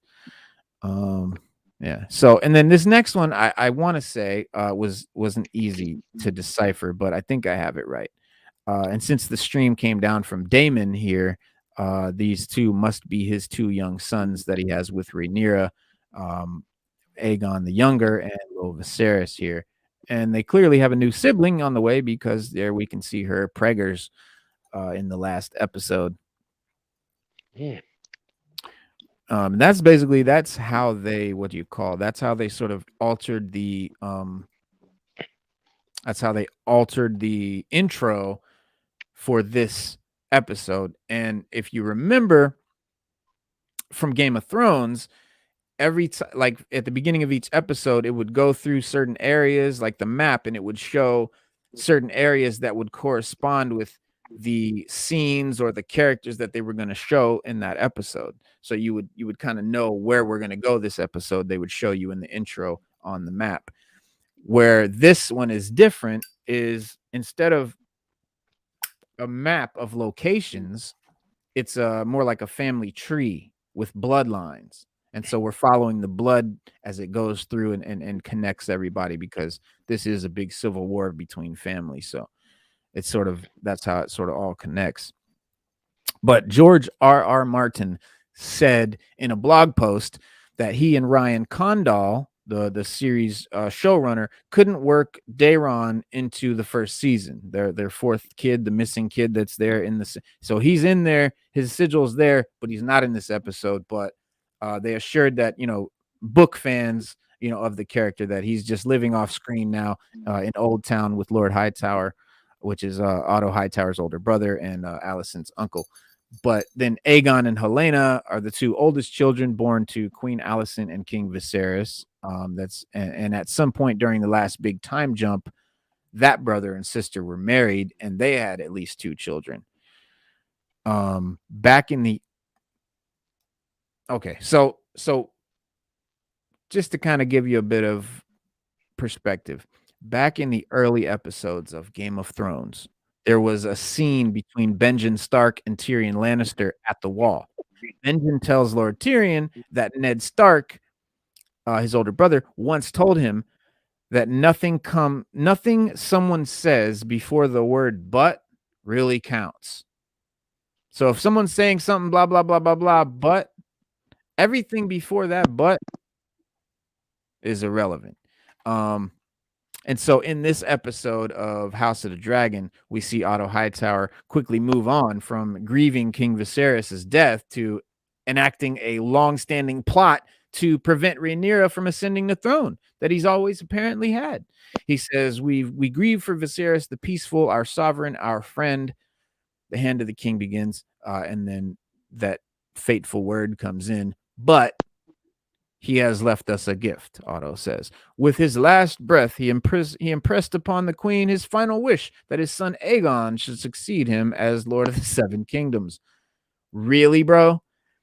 This is so far-fetched. No one even buys this. He doesn't even fucking believe it. Only the queen believes this, but we'll get into that. So keeping Ned Stark's words wise, word to the wise advice in mind, this scene makes it clear that Otto's insistence of, believing Viserys to be the true sovereign and his friend was mostly a facade. He had been plotting with others on the small council to disregard his king's declaration to name Rhaenyra the next in line for the Iron Throne. When Kristen Cole walks up behind Lord Beesbury, book readers know that murder was basically imminent at that point because of a passage in Fire and Blood. But I digress. Let's start. We basically we begin this week with the end of King Viserys Targaryen, right? He's dead. The old chap has seemingly been knocking on death's door for years. Even back in the day when Millie Alcock was playing Rhaenyra, he was dying back then. Queen Alicent is they let her know that he's died in the opening moments of the episode, and she runs right to the small council, or no, she runs right to her father, actually Otto Hightower first, and she says to her pop, she says, I saw him last night before he told me he wished for Aegon to be king. Alicent tells him, it's the truth uttered with his own lips, his last words to me, and I was the only one to hear it, and now he's dead. And he's kind of looking at his daughter like, okay, tell me more of this plan, because damn well he didn't say that shit. But she believes that he did. In her defense, she believes that the king told her that he wants Aegon to be king. What he actually was doing was he was in a milk of the poppy, half dying stupor, and thought he was talking to Rhaenyra, and he was telling her about the prophecy of the Song of Ice and Fire, and King Aegon was who he was talking about, was the prince that was promised. What she hears, because she doesn't know anything about that prophecy, so what he could possibly be talking about, and he says something about Aegon and the prince who was promised, and he's gonna save us, and blah blah blah, and she hears that, and she takes it and runs with it, instead of like, wait, what? Because after the king was literally like in his, with all his energy telling them, listen, man, this is the way it's gonna be. Like, he had it, and then the fact that she thinks he would just go and reverse all of that in a moment, she's really tripping. But she's hearing what she wants to hear. You know what I mean? Sada will be right back, guys. The episode was fire. Yeah, it was, man. But Sada will be right back, guys. But so basically, the queen and the hand call together a small council meeting where Otto reveals King Viserys' apparent last words. That's a gift for them all, and makes their succession plan easier. So it turns out that Hightower had been plotting with members of the small council to install Aegon as king after Viserys died all along, like regardless. Viserys, purported wish is just an extra weapon in their arsenal. That's just something that was like a cherry on the cake. Like, he was already planning this shit anyway. Do y'all think Aegon is setting up for the Mad King? This is 150 years before the Mad King. This is going to be the Mad King's like great grandfather. But he is a Mad King in a way. He is a psychopath. He is going to be a nasty fuck. But so among those not involved in that plan that they'd been apparently working this whole time, because they just start calling out shots like, okay, you do this, you do that, you do that. And the queen's like, so y'all been planning this shit?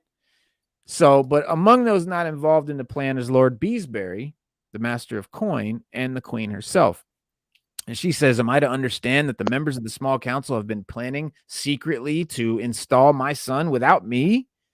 She says, and then even more outraged is Lord Beesbury, who, he's calling them thieves and treason and seizure and using words like usurping. And so he's to me, he's fucking stupid for saying any of this right now. But he says, I am 76 years old. I have known Viserys longer than any who sit at this table, and I will not believe that he said this on his deathbed alone, with only the boy's mother as a witness. And Beesbury accuses the group of regicide, of being, party to the king's passing, basically like accusing them of maybe y'all kill the king, because this is a little bit convenient here. And Sir Christian Cole takes it upon himself to handle Beesbury in orderly fashion by smashing Beesbury's face onto the table, killing him instantly. Just walks up behind him and he's like, sit down. And he grabs him on his shoulders to sit him down, and he sits him down, but then slams him forward, and his head lands on those little marble balls they've got on the table and just impales the side of his temple. So he's out instantly. And then you've got Lord Commander Westerling right there, and he's like, order Christian Cole to lay down his sword, which Christian Cole's like, fuck you. I don't listen to anybody but the queen. And then the queen orders him to put his sword down, and then he puts it down. Hightower says no one leaves the room until business is sorted. And he's right, because if anybody leaves this small council room and y'all aren't down with us, you're a potential, you could go and warn the other guys. So we can't let anyone leave until you're either all on our side, or we're basically going to kill you in this room. Who was it? Says, the former heir cannot, of course, be allowed to remain free and draw support to her claim. She and her family will be given the opportunity to public declare obeisance to the new king. So basically they're saying, like, Rhaenyra, we can't let her know that this is going on until it's done, because we don't want her to get support for her claim and have a conflict on who is going to be the king here. We need to get this shit and just solidify it before she even knows that her father's dead. And Alicent rightly points out that Rhaenyra, and especially Daemon, would never bend the knee, and realizes that, the true plan that they really have is to kill Rhaenyra and Daemon, and she's not with that, bro, because that's, and Hightower demands Lord Commander Westerling to take his knights to Dragonstone and murder Rhaenyra and Daemon and all them, and he refuses. He says, I take my orders from the king, but there is no king. He takes off his cape and leaves it on the table and leaves the small council, and we never hear from him again. He's not killed or anything like that. I like to think that he's probably just, sitting on a beach somewhere sipping a Mai Tai, like, fuck him. All that's left to do now is inform Aegon about his new duty, basically, that you're the king now. But there's a problem. Nobody can find Aegon. And he's not in his chambers. And Sir Eric, the Kingsguard knight that's sworn to protect him, doesn't know where he is either. And then so Otto Hightower orders Eric to go to the King's Landing and find Aegon and make sure that he's brought to Hightower, and Hightower alone. The Queen, Hightower says, cannot know. This is important. This is something that they sort of touch on, but then they don't really go anywhere with it. But it means that Hightower actually planned to have the king brought to him so that he could control the king, not the queen. So he's the queen's father, and him and the queen are working together, and this is the queen's son. They're trying to install him as king. But instead of having the king brought to her or them, he says, bring him to me and don't tell the queen. So he planned to sort of take control in some way himself. That doesn't sort of happen, and then that's just sort of left. But it's something to remember. So they've got to find Aegon. And the queen, for her part, puts Sir Criston Cole on the case. She says Aegon must be found and he must be brought to me. The very fate of the 7 kingdoms depends on it. And so Aemon, Aegon's brother, the guy with the eye patch, Aemon, he says he wants to go with Sir Criston and find Aemon. Find Aegon, because he knows Aegon better than anyone. He knows where he's going to find him. And naturally, the first place that he takes him is going to be the brothel. But Aemon's not there, or Aegon is not there. Sorry. In the meantime, Otto Hightower has assembled King's Landing's lords and ladies in the Great Hall for like a shakedown, right? He's forcing them to bend the knee to the new king. They're not going to have any, sort of choice in the matter. And he says, you once swore your banners to Rhaenyra, you must now pledge them to the future king. So one lord and one lady object. And they say that they're not going to break their oath to Prince Rhaenyra, and the guards sort of just escort them out. Then Sir Eric and his brother, whose name in all seriousness is Eric with an E and Eric with an A, are twin brothers. That would have been annoying as hell to grow up in that house. Can you imagine? Eric, who, me? No, you. So they go into the fighting den. Eric. Right, Eric and Eric. But so they go to the fighting den where the prince is, known to frequent. It's sort of like the Fight Club area where they have like bare knuckle brawls and shit. But it's like a cockfighting ring, except instead of like roosters, this time they're using children. So they'll drop like 2, 3, 4 kids in the ring and just have them like literally kill each other. And so the prince spends a lot of nights betting on fights and hanging out there, according to Sir Eric.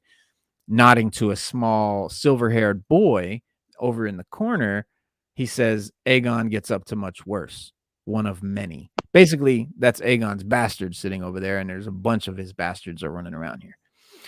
So while Rhaenyra and Daemon sailed back to Dragonstone after the events of the last episode, Princess Rhaenyra is still in King's Landing. I'm sorry, Princess Rhaenys is still in King's Landing. Princess Rhaenys was supposed to be the queen when Viserys was made king. It was between her and Viserys, and their father, Jaehaerys, their grandfather rather, chose Viserys over her, even though she was supposed to be next in line. Because Viserys was a male, they let Viserys be king, and she got passed over. And she's always been sort of bitter about that. She's sort of learned to deal with it. But earlier in the episode, we saw that her doors were locked. Basically, they locked her in her own chambers. And now the queen comes and visits her. She says, hey, Rhaenys, the king's dead, and basically wants her support for her son over Rhaenyra. So the Valerian's pact with Rhaenyra has meant only bad things. Basically, the queen tries to appeal to Rhaenys by saying, you guys have been down with Rhaenyra and them, and you're supporting them, but look at what has happened to you since you've been down with her. You've lost your daughter, Laena, has been killed. Your son, Laenor, is cuckolded, right? And then they think killed. But Rhaenys shoots back that Valerian oaths are not so easily broken. And Queen Alicent says that Rhaenys should have been made a ruler over Viserys, that Viserys was better suited to being a country lord, spend his time hunting and reading history books, which is probably true, but rough. But he just died. So Alicent, the queen, says, we do not rule, but we may guide the men who do, away from violence and sure destruction, and instead toward peace. Wrong fucking thing she could have said to Rhaenys, because Rhaenys turns it back on her and says, you are wiser than I believed you to be, and yet you toil still in the service to men. Your father, your husband, your son now. You desire not to be free, but to make a window in the wall of your prison? Have you ever imagined yourself on the Iron Throne? Basically saying to her, like, you're just content with being the little girl, the little woman in the background, and you've got all this power right now, and you've got everything is at your disposal. Have you never thought about sitting on the throne yourself? And Alicent rejects the hypothetical and tells Rhaenys to, call her when she's made up her mind because she knows she's fucking right. And she feels shitty about it. So now the queen in the hand. So the children, while at the children's fighting pit, right? The cockpit for the children, the cockfighting pit for the children cockpit. So Sir Eric and his brother are approached by a mysterious woman who says that she knows where Aegon is. And the woman takes the brothers and Otto Hightower to her master, which is Mysera, who we know as the White Worm. You might remember her as Daemon's fling in the early episodes. She was the one that Daemon was sort of shacking up with at first. And she came back last week's episode, showing herself to have informants deep inside the Red Keep. And now she goes by the name White Worm. So she promises to take them to Aegon if Hightower promises that the cockfighting ring for children is abolished, basically, so that the kids are not fighting each other to the death anymore. Like, put that shit to a stop. Put a stop to that.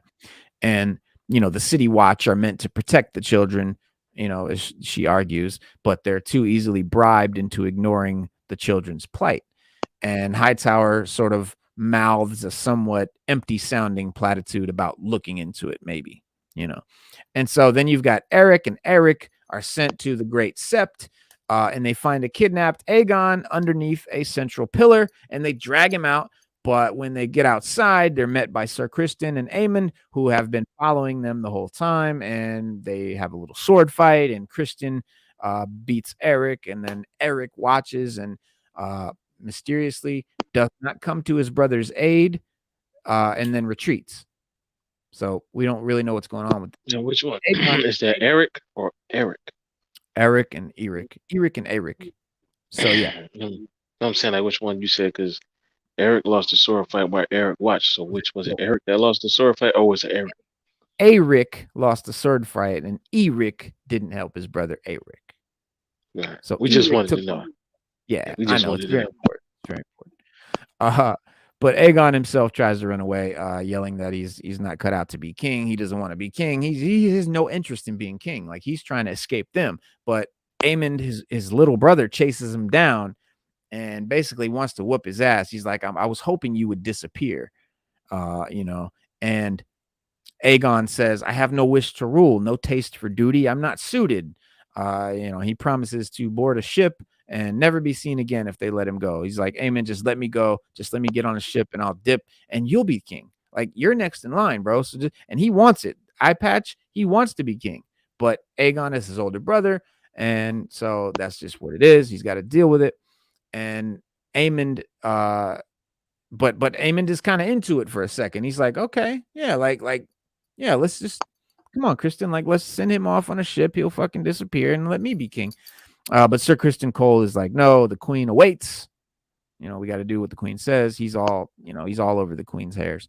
But so hours later, having outmaneuvered her father in kidnapping her son first, Queen Alicent visits Otto Hightower, her pops, and he sort of reprimands her for treating the succession like a game and says that, they need to stay unified. But he was the one a minute ago said, bring him to me and don't tell the queen. But he says, Alicent says, our hearts were never one. I see that now. Rather, I've been a piece that you move around the board. I wanted whatever you impressed upon me to want. And now the debt comes due, a debt you're happy enough to pay. So basically, she's like, I thought I thought you loved me, but you're really just using me to get yourself in position. And Hightower says that Rhaenyra and her family need to be sacrificed for the stability of the realm. Sacrifice the few for the many, and Alicent is being weak about not acknowledging the truth, but she's not with it. She's like, fuck that, me being reluctant to murder my best friend is not a weakness. Like, and then she says that, but she tells him that she has Aegon, and so we're good. And so they'll proceed as she sees fit because she has Aegon. See, this was what it was all about. He knew if he got Aegon and the queen didn't know, that he would be able to have a say on how things go. She has Aegon, so she gets to say how things go. They weren't really going to betray each other, and Otto wasn't going to like, do anything bad to his daughter, but he was going to be the one who called the shots because he had Aegon. But that didn't happen. She got him. She's calling the shots. The next day, she says Criston Cole will be named Lord Commander of the King's Guard. Aegon will be anointed and will take Aegon the Conqueror's crown and his sword. That's okay. We'll more on that in a minute. So most crucially, they'll send terms to Rhaenyra, fair terms that she can accept without being shamed and without looking bad. And my husband would, she says, my husband, the king, would have desired this mercy to be shown to his daughter, obviously. And this was a great scene, arguably Queen Alicent's best scene yet. And it led to much more, a much more distressing scene of sexual coercion. Because when Queen Alicent gets back to her chambers, she finds old Clubfoot, old Larys Strong, the guy that's limping all the time. He's the real devious spider in this whole thing. He's Viserys. No, I'm sorry. He's Lord Varys mixed with Littlefinger, right? If you took Littlefinger and Varys from Game of Thrones and mixed them together and added a little bit more nastiness, that's who Larys Strong is. And he has news. He's sitting in her room when she walks into her bedroom. You got to understand how that says a lot. That you're just sitting in the queen's fucking bedroom when she walks in. How'd you get in the queen's bedroom? So she sits down on the couch across from him, and we notice that she takes her shoes off, her slippers off, and she puts her feet up on the table across from him. And he tells her, that there's a web of spies in the Red Keep, and one that Otto Hightower is aware of and has left in place because it has benefited him. And Larys says that he has even worse news, but he stalls for a moment. And the queen sort of sighs, and she moves her stockings, takes her stockings off of her feet, and puts her now bare feet on the table. And he continues. It's almost like that was payment. For me to continue, I need to see them feet. So he continues explaining that Alicent's lady-in-waiting is one of the spies. One of her handmaidens is one of the spies, and that there are more like her. And to stop the espionage, they're going to have to take out the queen bee, something that, he's very capable of if the queen wishes it. Then Alicent sighs again and puts her feet up on the chair and looks away.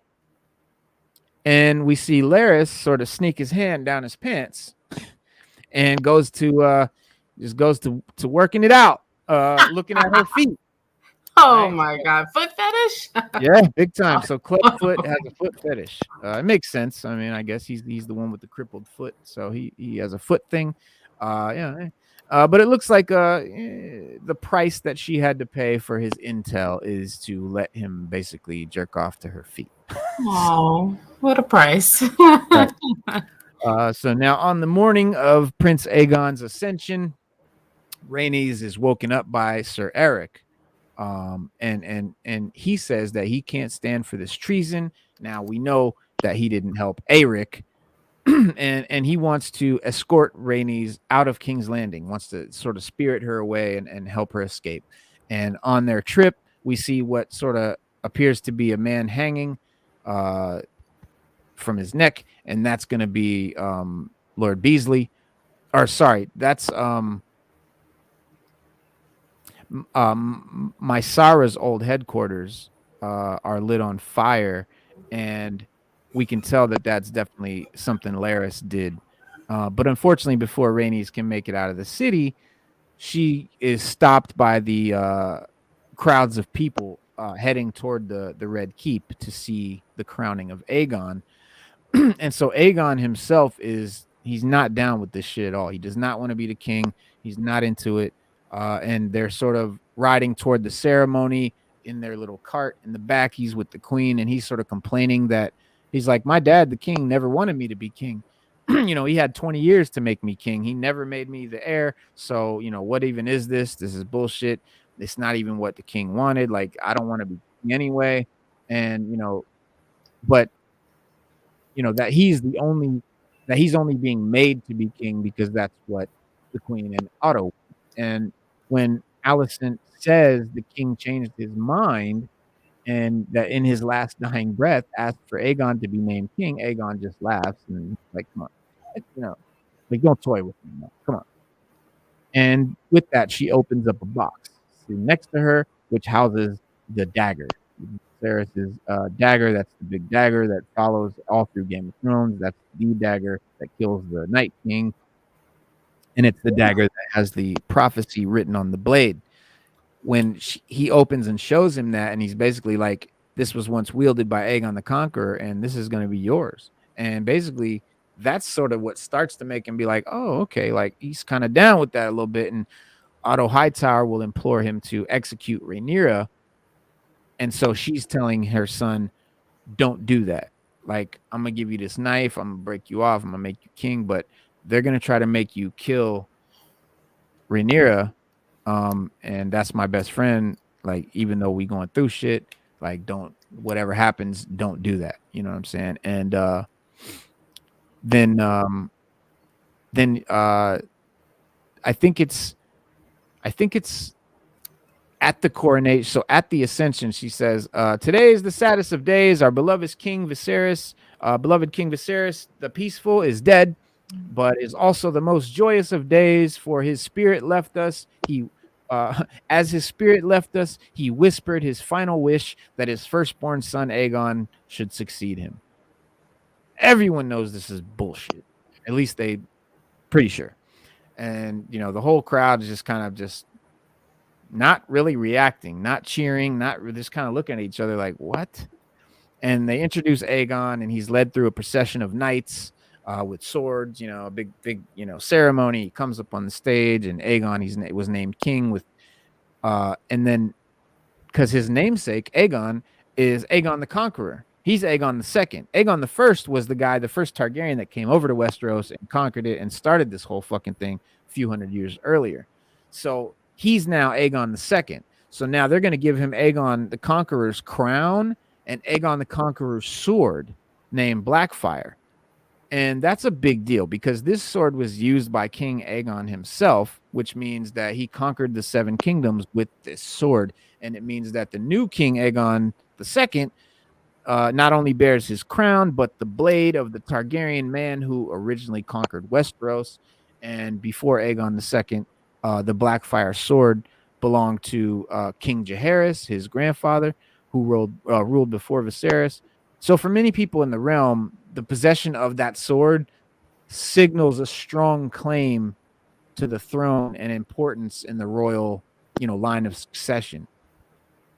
After Aegon is named king, a gigantic explosion sort of happens. We just hear all this commotion and just like boom, a big giant dragon just busts through the door, kind of like it's coming up from the ground, up out of the ground, and just like all this dust and debris explodes everywhere. And, obviously a bunch of people are killed, from it.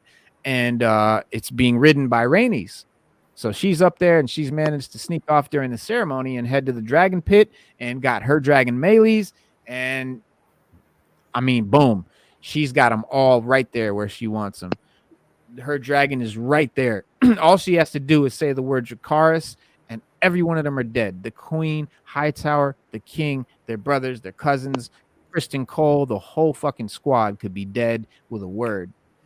And everyone runs out of the Great Sept except for the king and his gang and the queen. And she sort of runs up, stands in front of her son, and in between the dragon and her son, and the dragon sort of approaches them, and she could just with a word she could just kill them all, and but she doesn't.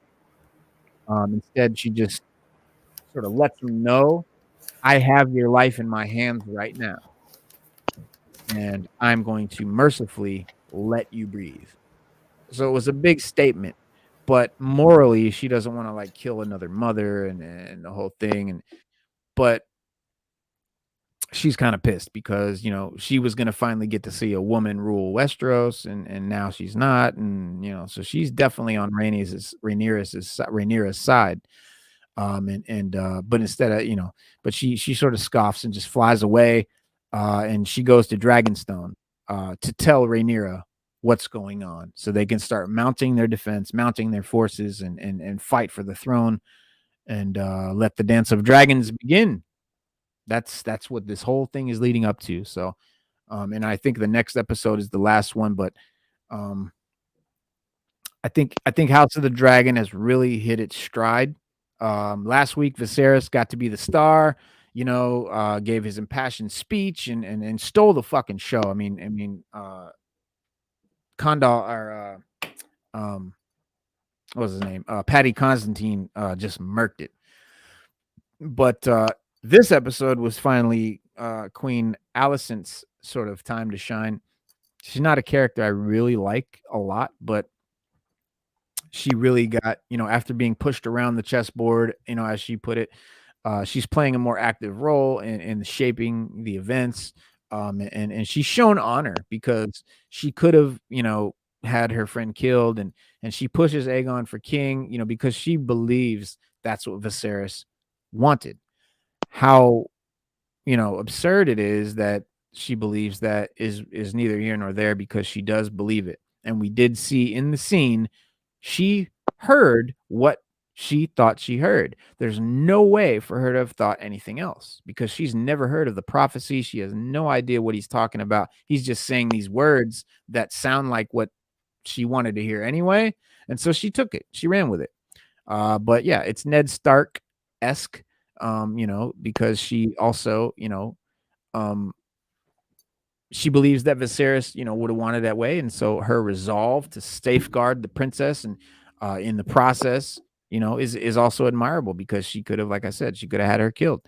Unfortunately, it's unlikely to end well, because we know, I mean, we kind of know where this goes. But it's easy to see that Alicent did attempt, you know, to be civil and you know, to be spat back at her by Rhaenyra and Daemon, who rightfully will feel burned by the whole Aegon is the new king thing. But Alicent wasn't the only character to get some shine in this episode. I think Rhaenys really ruled here too. She looked badass on top of that dragon when she came in with the armor and shit. She looked fucking crucial. And her scene with Alicent was great. And her power move, you know, of erupting from under the floor with the big dragon was that's going to be hard to beat. And by keeping Rhaenyra and Daemon off the screen and out of the loop, this episode did a great job at building suspense for the finale. This is the penultimate episode, so next week is the last one for this season. But if this episode had one flaw, I guess I'd have to say it's Larys Strong masturbating to the queen's feet. Very intense. But we'll have to wait for the season 1 finale to see what Rhaenyra's response will be. But I expect much bloodshed and fire and blood, all the things that we want from this show.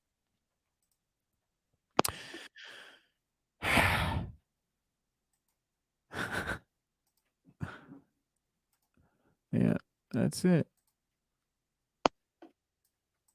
That sounded intense. Hell of an episode. Packed. Like, my goodness. Hell of an episode. It's been a hell of a show so far. It's still getting better and better. Better and better. Every episode is better than the last. Ooh. For sure.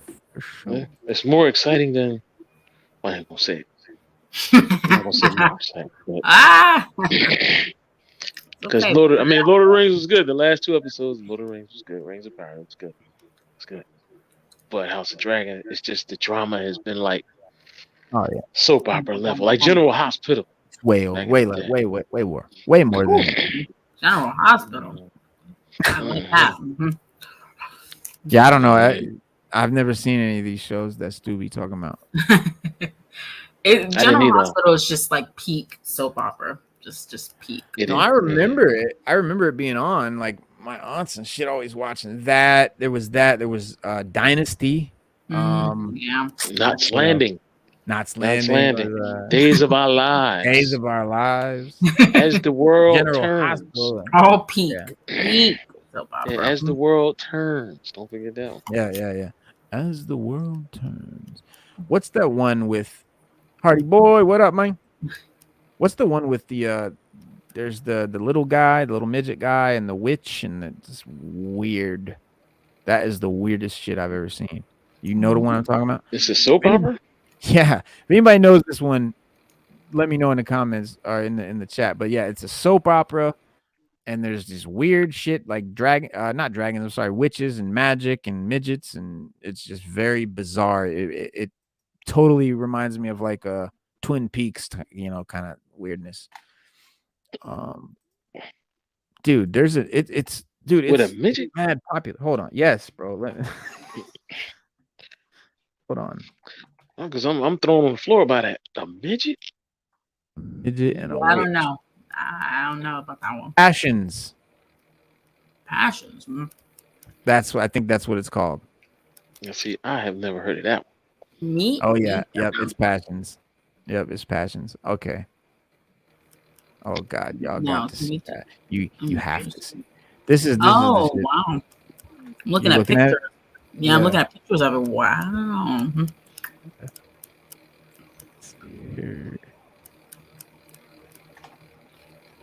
Oh yeah, this is great stuff. Here we go. Oh, the makeup. Wow. Yeah. Yeah, I don't know how I ended up seeing this. I think my wife must have had it on or something.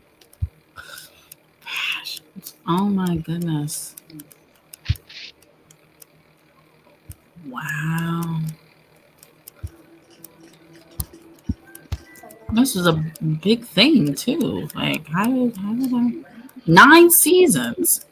9 seasons. Wow. It had 9 seasons. Wow.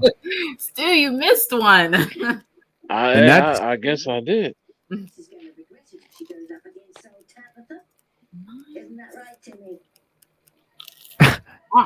No. No, you see that doll? Yeah, that's about to be a boy. It's about to be a midget. Oh no. So the doll comes to life. Oh no.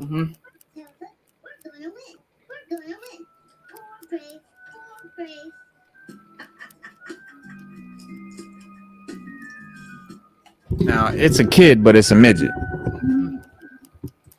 Wow. Yeah, bro. I don't know what. 9 seasons. I'm still stuck on that. I know, right? Like, wow.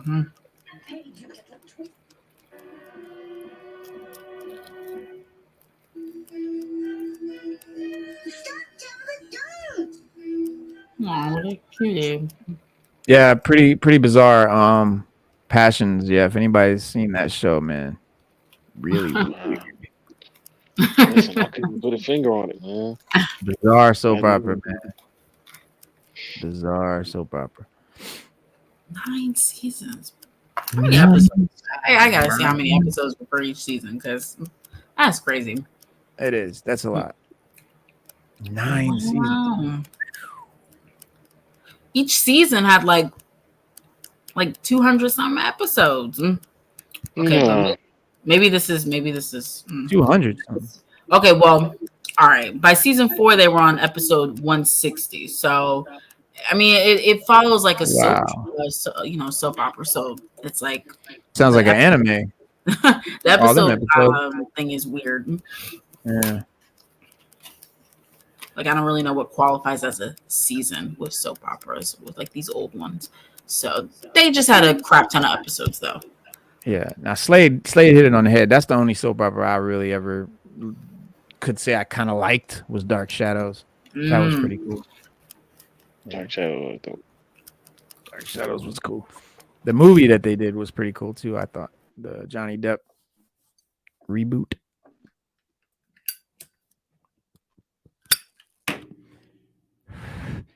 But yeah, man, it's pretty cool how Yeah, Black Adam. When does this come out? This comes out Friday, Black Adam? Yeah, I think it is the 21st. Yeah, that's going to be dope. That's Friday. Okay. Maybe I can see it Thursday. But yeah, Dwayne Johnson has always had the physique of a superhero, but finally, after years and years of development, he's officially playing one on screen. In Black Adam, The Rock portrays a man of antiquity given enormous magical powers by the gods. Awakening in a present day, he confronts the modern world with anger and violence. Can you blame him? I mean, look at the world. Then it's up to the heroes of DC Comics, Justice Society, including Hawkman and Dr. Fate, to stop him. It sounds good. Yeah. It's been in the works for a better part of a decade, so they better have that shit locked.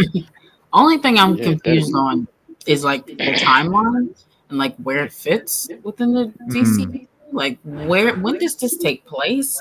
I don't know if it's modern day or way back when. That's kind of unclear to me. Yeah. Yeah.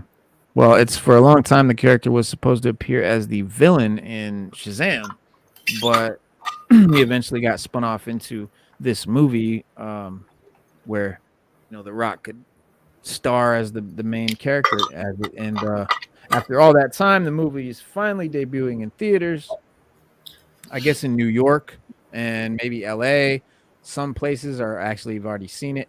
That makes sense. What do you call it? Reporters and press and stuff like that have seen it. Fresh off the film's premiere, the first critics' reviews have appeared online, and thus far, the critical consensus is that Black Adam is a really good showcase for Johnson as a badass superhero. They're a little more mixed on the rest of the film, although most have good things to say about the appearances from the Justice Society and were very high on the movie's big action sequences. But a few of the reviews were outright negative, saying it has no emotional depth or the humor is cringe. But see, I'm not hearing a lot on the story, so I'm worried. Yeah. You know what it is, man? Most superhero movies we've gotten,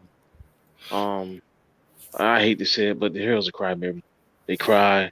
They question the fact about whether they should have suit. First of all, let's just get one thing straight. You give me superpowers, I'm going to use them. I'm not going to be crying and looking at the moral values of the whole shit and be like, with great power comes great responsibility. Bruh, I got superpowers. Let's go. Right. So that's how I'm looking at it. But maybe because I'm a jumping kid, off the roof. I'm an 80s kid. That's right. I'm an 80s kids, we different. 80s kids, yeah, we're different. So we different. The Rock has taken it back to this is a guy that has superpowers. He's not sitting there weighing in on like, I know it's foul for mine here. How should I do this? And then, or some little guy or some woman comes up and makes him think about, his morality of the whole situation.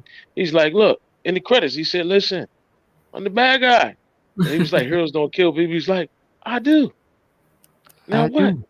Now what? You want to be next? You want to be next? You can be. Hawkman ain't got nothing for Black Adam. Nothing. They got nothing for Black Adam. Nobody on Thanagar has anything for Black Adam. It's gonna take the whole jazz like Omni-Man. Just to work with him. Yeah, he's like Omni-Man, and that's why everybody likes Omni-Man. Because Omni-Man's also arrogant, like Black Adam. Who's this guy? In the back, Noah Centipede. He is Noah Centipede. How'd you know who I meant? There's like 4 people. Yeah, because I guess I know the other one. Yeah, it's not a feeling. You knew the other ones, but not him. Right. But Centineo is not. Does he have a rainbow costume, or is that just? Yeah, so he's Atom Smasher. He's Atom Smasher. Yeah. Atom Smasher is dead. So I'm very. I'm looking forward to his performance in particular because I found him on Netflix. He basically was like a teen rom-com star, and his acting was not very good. So I'm interested to see Atom Smasher, the guy playing Atom Smasher, right? Noah Centineo. I wonder why he's in the movie then. Probably maybe for comedic effect. He also dabbled in that, so it might be for that too. And I don't know. I'm very interested to see what he's gonna bring as Atom Smasher. Because that name Atom Smasher, I feel like it's got to be some brutal looking motherfucker. That dude does not. In the comic, he does look more. In the comic, he looks like a luchador. More like he's like Yeah, he's I got only the saw red him in the and blue. animated series, and he was like built. Yeah. Yeah, he's definitely got like a red and blue mask or like a blue mask.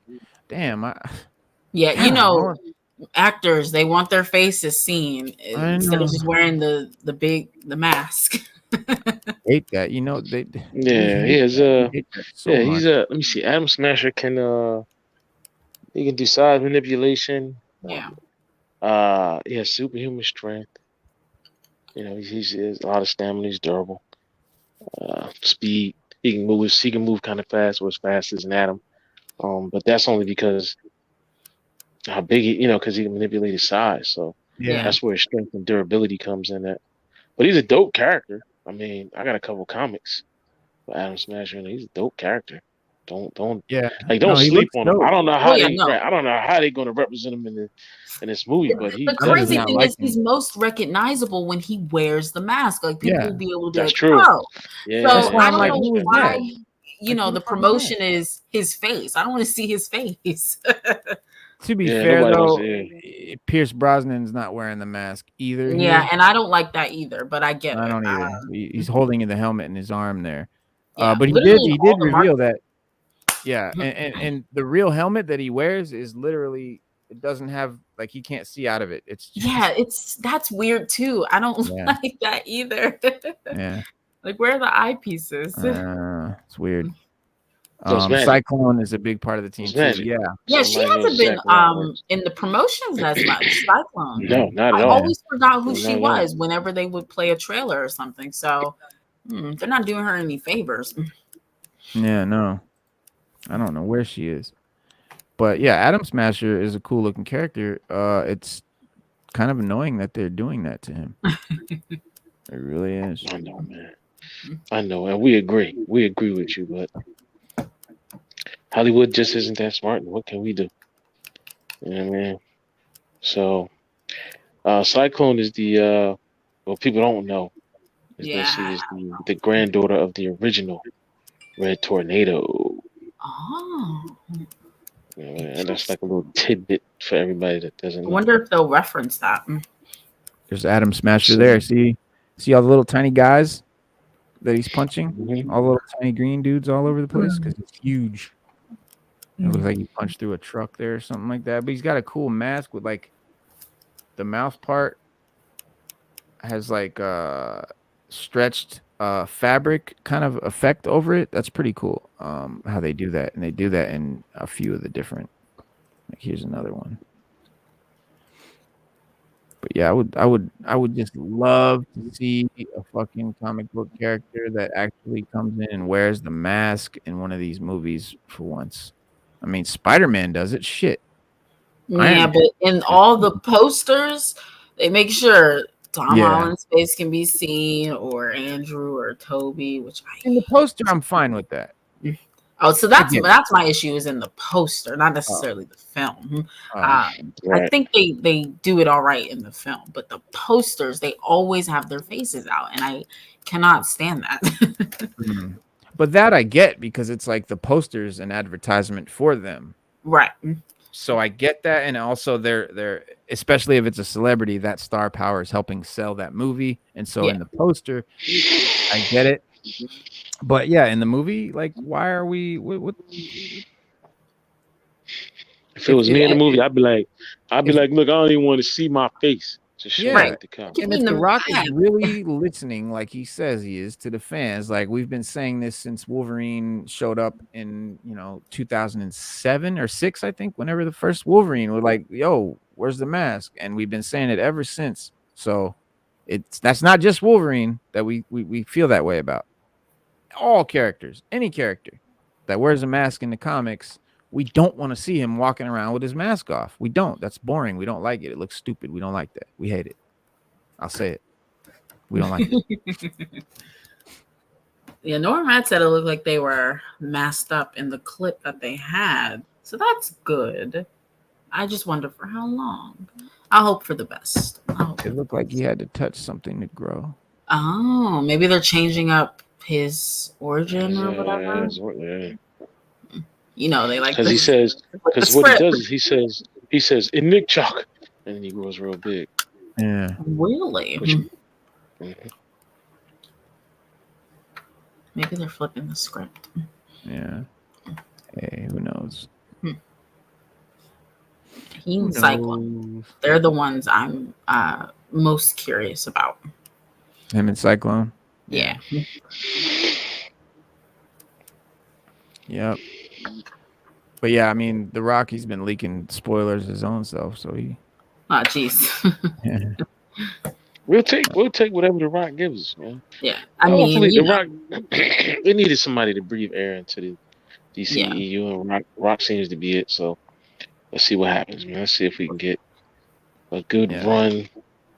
The fact that he's talking about movies, doing what the fans and paying attention to the fans, that's what I really like about what he's been saying. And they need this movie to be He need to watch this channel. He need to watch this channel. He'll get a good understanding of what the fans want. I mean, we breaking it down. But yeah, man. So yeah, I think that's it, guys. You guys have anything else? Nothing on my end. I think we are. Yeah. Think about it. Something here. I think that should. Wait. I think that should be it, Reno. That should be it. We talked about everything coming out in December. About some other stuff.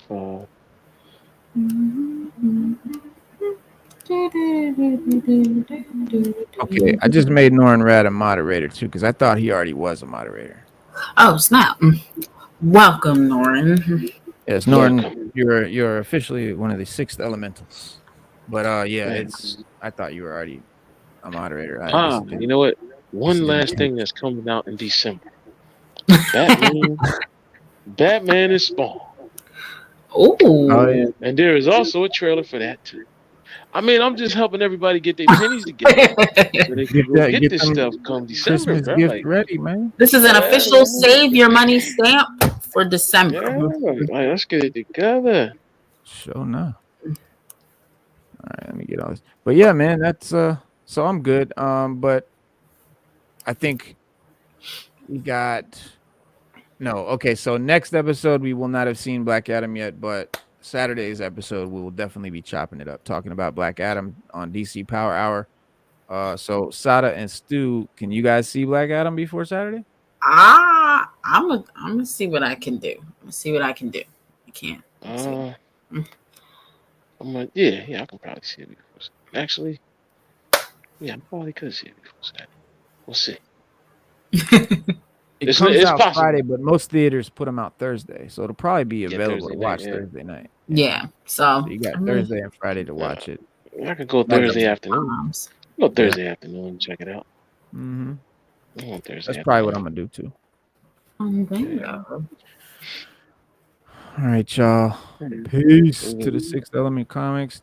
Salute Hardy Boys and Noir and Rad and Slade Wilson and Original Origins and Corey Adger and Metaphysics and everybody that came and kicked it with us and everybody that's on there right now that hasn't spoken in the chat. We salute you. We appreciate you. Please leave a comment and like and all that good stuff. Subscribe if you haven't. Put the notification bell on. Make sure you do so you get all the updates when they come out. And we'll see you guys Wednesday at 6:30 p.m. Eastern Standard Time. And then we'll be back every Monday, Wednesday, and Saturday at 6:30 p.m. Eastern Standard Time. So don't miss it. Lock it in. Write it down. Put an alarm on your phone. And we will see you guys then. Peace.